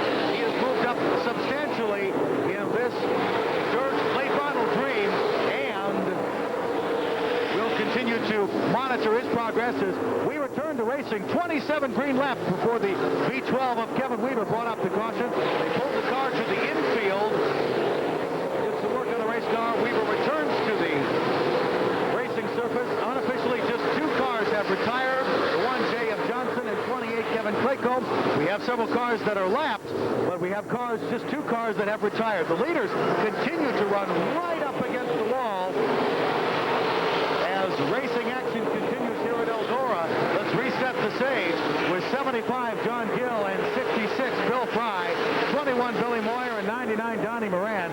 Clearly the fastest 4, and they have led this group most of this race. Now Bloomquist continues to make his advance. He is at 7th right now. He is in 7th position and is working the high side of the racetrack. I believe that is 75 Hartman behind Pierce. We'll watch as they come down the front stretch now. It's Pierce, Hartman, and 18 Bloomquist. Pierce taps the wall. Hartman to the inside of the racetrack, and Bloomquist in the 18 all the way up to 7th position. Bloomquist started inside row 10. So that is a substantial advance against the best in the nation who come here to Eldora. It's Hartman to the inside of Pierce in the 1 car. Hartman and Pierce. Hartman down low. Bloomquist tried that area, but he has moved up high. And Hartman in the 75 in front of Bob Pierce in the 1. That is the battle for 4th, 5th, and 6th. Here's Bloomquist out of the inside of Pierce. And he is able to get some good side bites to the low side of the racetrack and take over the 6th position. Pierce drops back to 7th. Scott Bloomquist continues his advance on the field. Your leaders now perhaps half a straightaway behind the tail of the field. 75 Gill, 66 Frye, 21 Moyer, 99 Maran, all experienced veterans, knowing that the race is not won in the early laps or the middle laps, it is won at the end, and you need to keep the race car intact, in good running order, and ready for those final 20 laps, the charge that happens then, because who knows what can happen then. You can't burn up your tires early on. You've got to save them for the end of the race. John Gill taking a Sunday drive. He's been challenged occasionally by the 66 Frye car, but basically has been in command of the field. It is Gill, your leader. Frye second, Moyer third. Moyer hasn't really made any challenge on 66 Frye. 99 Maran looks like he's about to challenge the 21 car. Then it's 75 Hartman, 18 Bloomquist, 1 Pierce, and 12 Rick Aukland. Those are your top runners. Maran continues to look like he's going to make a challenge for that 3rd position. He runs in the middle of the racetrack, sometimes dipping down low. This Dresden, Ohio veteran to the inside of Billy Moyer. Boy, the laps that Moyer and Maran have on this racetrack, leading races and winning big races here at Eldora Speedway. Here's Maran again. We said he looked like he was going to make that challenge. He did. But Moyer is ready to take it right back on the front stretch. And the fans are standing cheering as the battle for 3rd and 4th continues. And it's not done yet. 75 Hartman and 18 Bloomquist have probably the best view in the house on that. They're running in 5th and 6th right now and watching Moyer and Maran at it. Meantime, your leader, 75 John Gill, is about to enter left traffic with 15 Steve Francis at the tail of the field. That battle for 3rd has proved to be a great one. Here is the challenge again in turn 4. This time, Moyer overpowers Maran. Moyer continues in 3rd the middle, sometimes low side of that racetrack. This right now is the most entertaining portion of this race. These 22 race cars are all putting on a great show, but Maran and Moyer are putting on a driving exhibition as well. 75, John Gill. 66, Bill Frye. 21, Billy Moyer. 99, Donnie Maran. 75, Bart Hartman. And 18, Bloomquist. $100,000 on the line. Your top 6 cars. Now 75, Hartman slows. So your drops out of your top 5. 75, Hartman slows. It looks like he'll move to the infield. There's a tough break for that car. Right now, we'll continue with your leaders. 75, Gill, as he is working through lap traffic around Francis, soon to take on Shaver. Then 66, Frye, 21, Moyer, 99, Moran, 18, Bloomquist. Bloomquist begins to challenge the 99 Moran car. So not only is Moran having to challenge the 21 of Moyer, but he has 18 Bloomquist to deal with as well. Probably 6 paces behind Bloomquist, the 12 of Rick Aukland, and 1 of Bob Pierce. It couldn't be any closer at 75. Gill continues to attack the back of the lead lap field. That includes Shane Yoder in the 8Y car at B12, Kevin Weaver. Moyer running the inside of the racetrack, perhaps having to pick up the pace, realizing that 99 Moran and 18 Bloomquist are close at hand. Weaver has the car get a little bit loose in turn 2 as the leaders go by. Now the leader with a little bit of trouble with the 8Y Shane Yoder car has to get on the binders. That'll tighten everything up. Now with a dramatic move to the inside. 75 John Gill. Frye will look to go to the outside of the 8 car. We'll see if that has any effect on the lead order. Apparently not, as 21 Moyer gets out of the gas, making sure that there is no trouble with the 66 and 8 cars in front of him. 99 Moran, 18 Bloomquist right on Moyer's tail. It couldn't be any closer, friend. Your top cars are all bunched up as the green flag laps continue here at Earl Baltus's Eldora Speedway. Bloomquist is right on the 99 Moran car. He is right on his tail. They are about 6 paces behind the 21 Moyer car as they continue to work themselves through lap traffic. 66 Frye, currently running second, taps the wall, and 21 Moyer to his inside. It took just one mistake for the veteran speedster from Batesville, Arkansas, to move to second. Frye drops back to third. Here's Bloomquist in a challenge of the 99 car. No go. The cross flags are being shown to the drivers. 50 laps complete. We are halfway home, and your top 5 cars are all within sight of each other. 75 Gill, 21 Moyer, 99 Moran to the inside of 66 Frye. You wonder if Frye damaged the handling of the race car when he tapped the wall in turn 2. Here's Gill, your leader, way down low as he tries to work through lap traffic that looks like 114 Randall Chupp. 99 Moran. Now working behind 18 Bloomquist as Bloomquist slips by the 99 Moran car on the high side. Frye has moved back behind Moran as well. So let's reset the stage. It's past 50 laps. Your leader's working very, very low. 75 Gill, 21 Moyer, 18 Bloomquist, all the way from inside of the 10th row. Then 99 Moran, 66 Frye. And I believe Pierce in the Rat 1 would be your next car, although that is unofficial. Many of the cars that were part of the lap traffic have now been passed. 91 Brian Dunaway in front of your leader. There's a good move by Donnie Maran to the inside of lap car Randall Chupp as he moves past Chupp, and now it into turn 1. Your leader's all working the low side of the racetrack. Your leader Gill past 91 Dunaway, putting a lap on Brian, and Bloomquist has moved to second place underneath Moyer, obviously motoring well on the low side. 18 is Scott Bloomquist, is running down your leader now, 75 Gill. He has no cars in front of him. Moyer in third, but here is Moran working the inside of Moyer as lap traffic continues to play a bit of a factor here. The cars having to go down low, some cars not working as well down low, allowing passing for some of these top 5 competitors. Moran continues to look to the inside of the 21 car. Moran to the inside of the 21 automobile. 66 Frye has dropped back. In fact, one Pierce is beginning to challenge him him as well. It is 75, John Gill, your leader. 18, Bloomquist second. 21, Moyer third. 99, Maran in fourth place. Then 66, Frye, and 1, Pierce. Back to your leader. Here is Mitchell, Indiana's John Gill, who is hoping not only to win $100,000, but talk to somebody about some lap money, because he has led all of the laps in his second annual late model dream race. There's no lap money posted, but he certainly has led many of them, and I'm sure he'd like to start a campaign for that right now. But his most important business is to look in the rearview mirror and see 18, Scott Bloomquist of Mooresburg, Tennessee. He ran so well last year and suffered a flat tire just within 10 laps of the completion of the $100,000 dream race. It is Gill and Bloomquist. They are perhaps 10 car lengths ahead of Moyer in the 21 and Maran 99.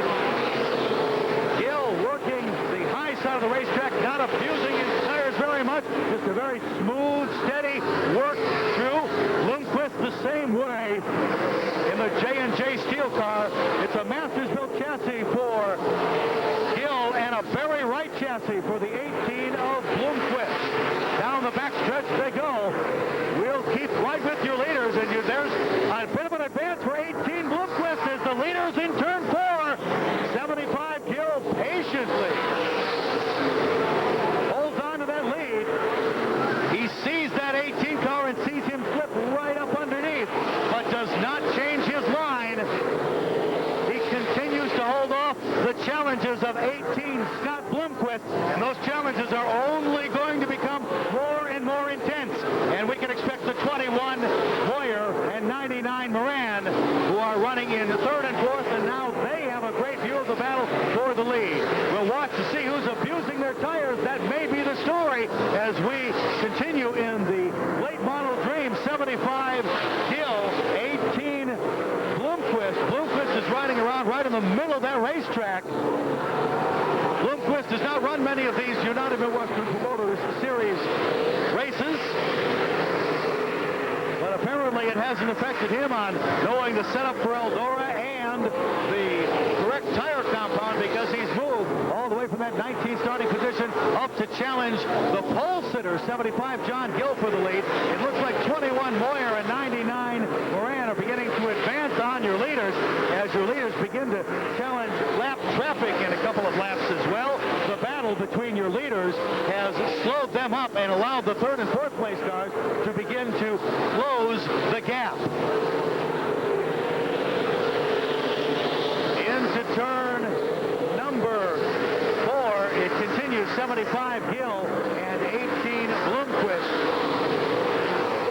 Neither of them changing their line at all. The change may come when they get in lap traffic. Sometimes the opening will happen for a driver to charge to a part of the racetrack he doesn't normally run, but is able to make the pass, and we'll see if that happens here. Lap traffic will be a concern. 66B Burton, 15 Francis, 8 Yoder at the tail of the field. And we'll document it for you as they come on down the front stretch and collect another lap. Just one caution period so far. Just when. Now Bloomquist looks to the inside of Gill, but does not take advantage off of turn 2. Gill decides to go down low, and Bloomquist looks to follow him as 15 Francis goes down another lap. Bloomquist content to stay right on the tail of that 75 car. 66B Burden right in front of the 18 Bloomquist, and now Gill has to accelerate high on the backstretch. 8 Yoder and 66 Burden in front of your leaders. It is 18 Bloomquist to the inside, 75 Gill on the high side. Lap traffic so very important, and John Gill masterfully works his way down low in front of the Bloomquist car. Bloomquist not ready to challenge on this lap, but rather to save the battle for later. Here comes 21 Moyer and 99 Maran to join the fray as well. 66B Burden being passed by 75 Gill, then 18 Bloomquist, but we have more than 2 cars in the lead battle hunt now. As 21 Moyer and 99 Maran are really moving.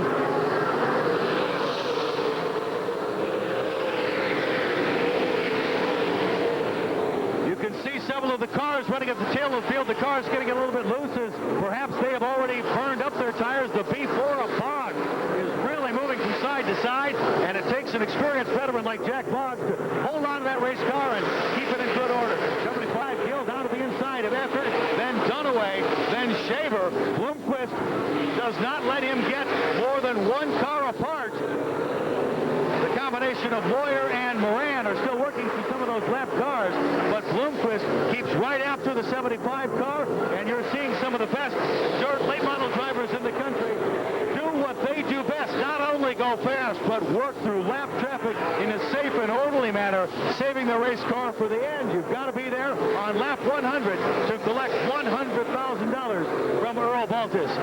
And Moyer is continuing to work his way through traffic. There's 66B Burton, 0 Eckert, and 30 Shaver in front of Moyer and Maran. Maran tries to work his way on the low side. The car gets a little bit loose.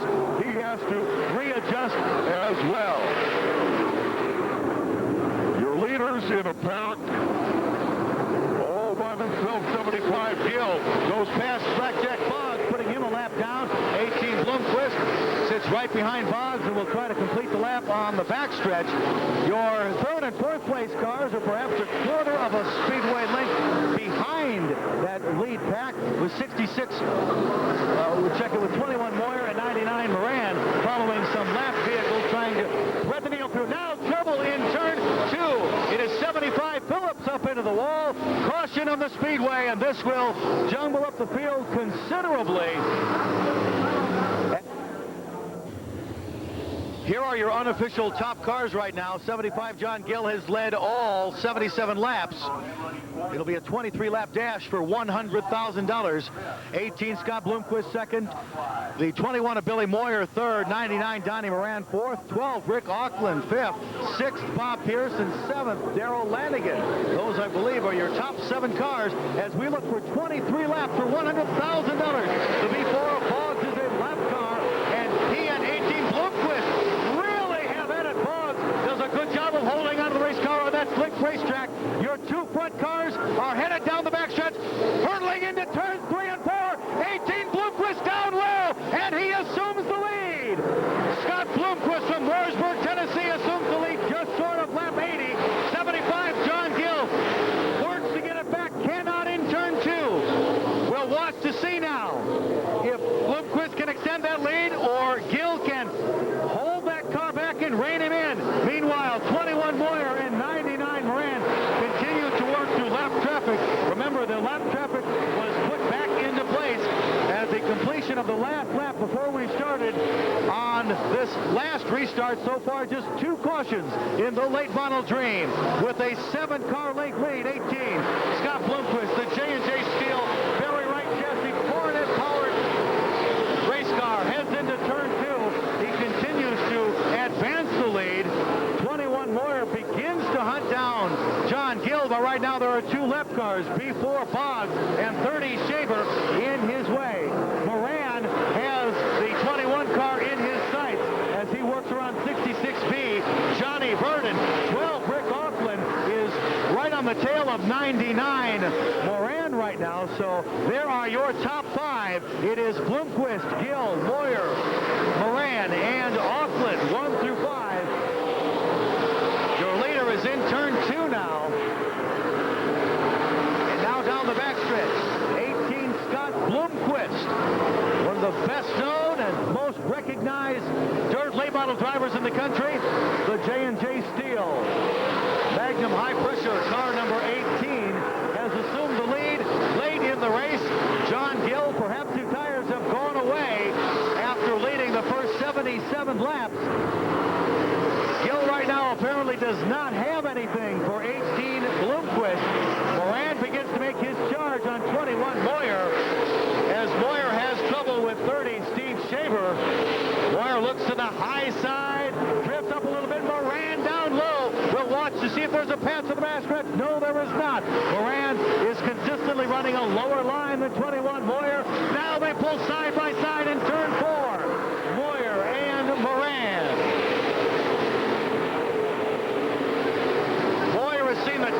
Moran has seen the tail end of Moyer's car for much much of this race, and he'd like to change the scenery a little bit. Moyer, however, would like to move up and begin to catch that 75 car of John Gill, who's currently running second.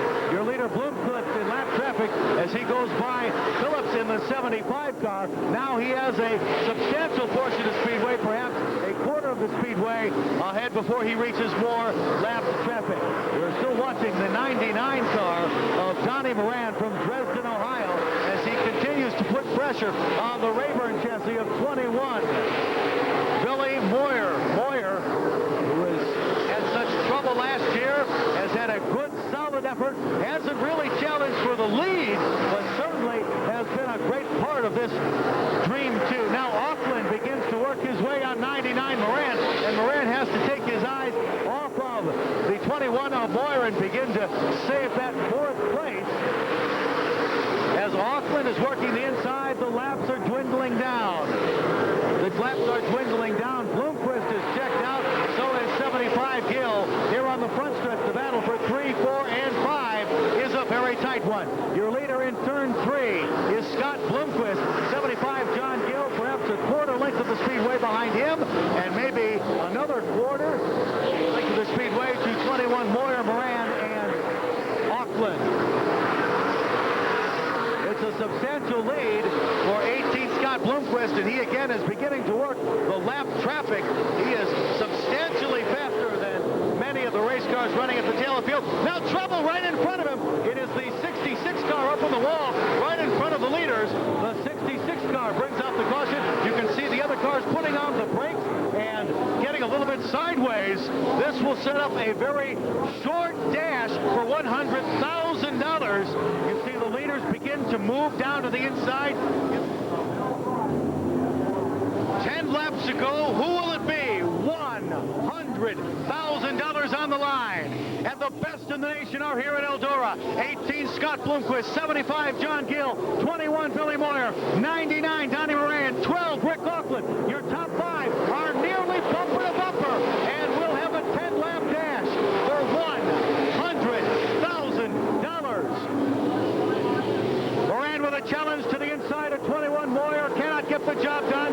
It is 12 Aukland right in his tail. Aukland to the inside of Moran. It's a battle for 4th and 5th. And there is no pass as Moran holds the position. 18 Bloomquist begins to extend that lead on Gill. The B4 of Boggs is a lap car.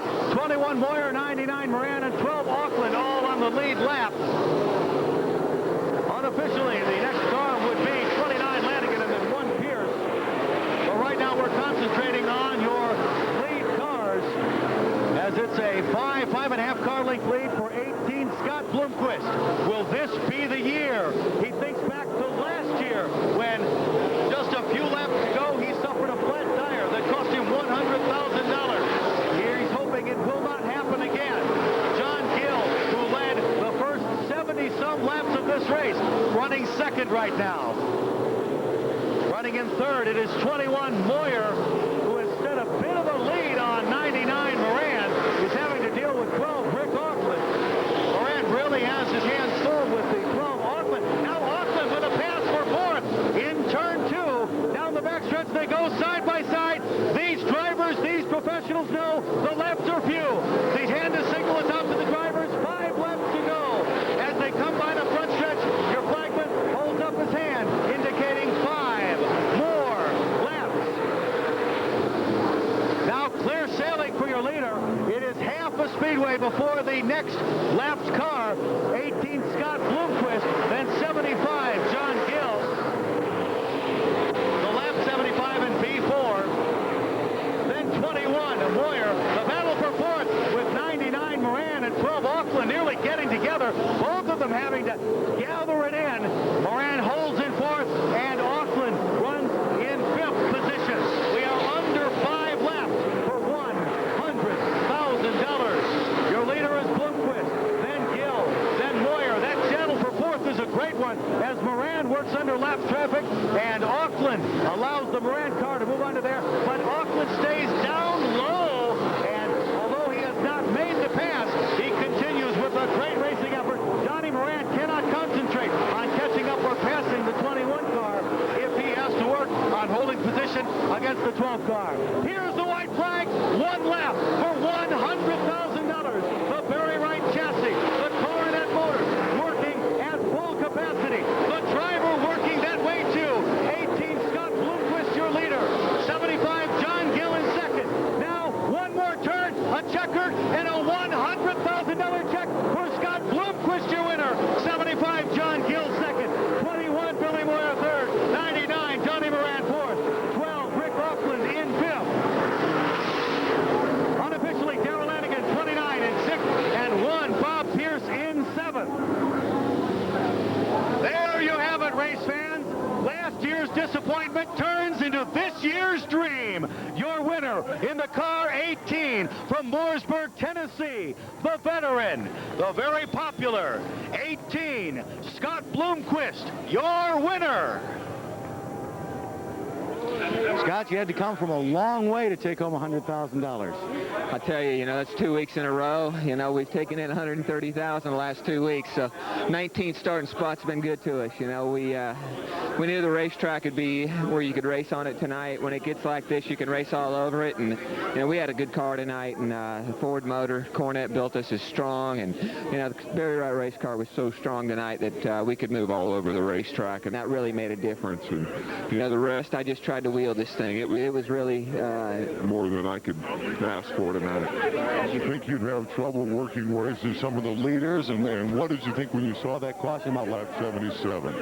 When I saw that caution, I felt pretty good because John, the longer he ran, the better he got. And me, I was a little better off of cautions. We were still as good or maybe better on the long greens, but, he would get almost as good as us if we ran a long time. So as soon as we got a caution there, I thought this is my shot, and I was a little worried about Bob's holding me up, but when I got right by him, I was pretty confident, and we got the job done right away. Were you worried about running out of tire like you did have had in some earlier incidents here? No, the track was too slick tonight. It didn't wear tires a bit. We stayed in the 18-second bracket. The only time you hear tires at this racetrack is when it gets really fast and lays a lot of rubber down and gets down in the low 17-second bracket. So tonight we didn't have that problem at all. We got plenty of tire left.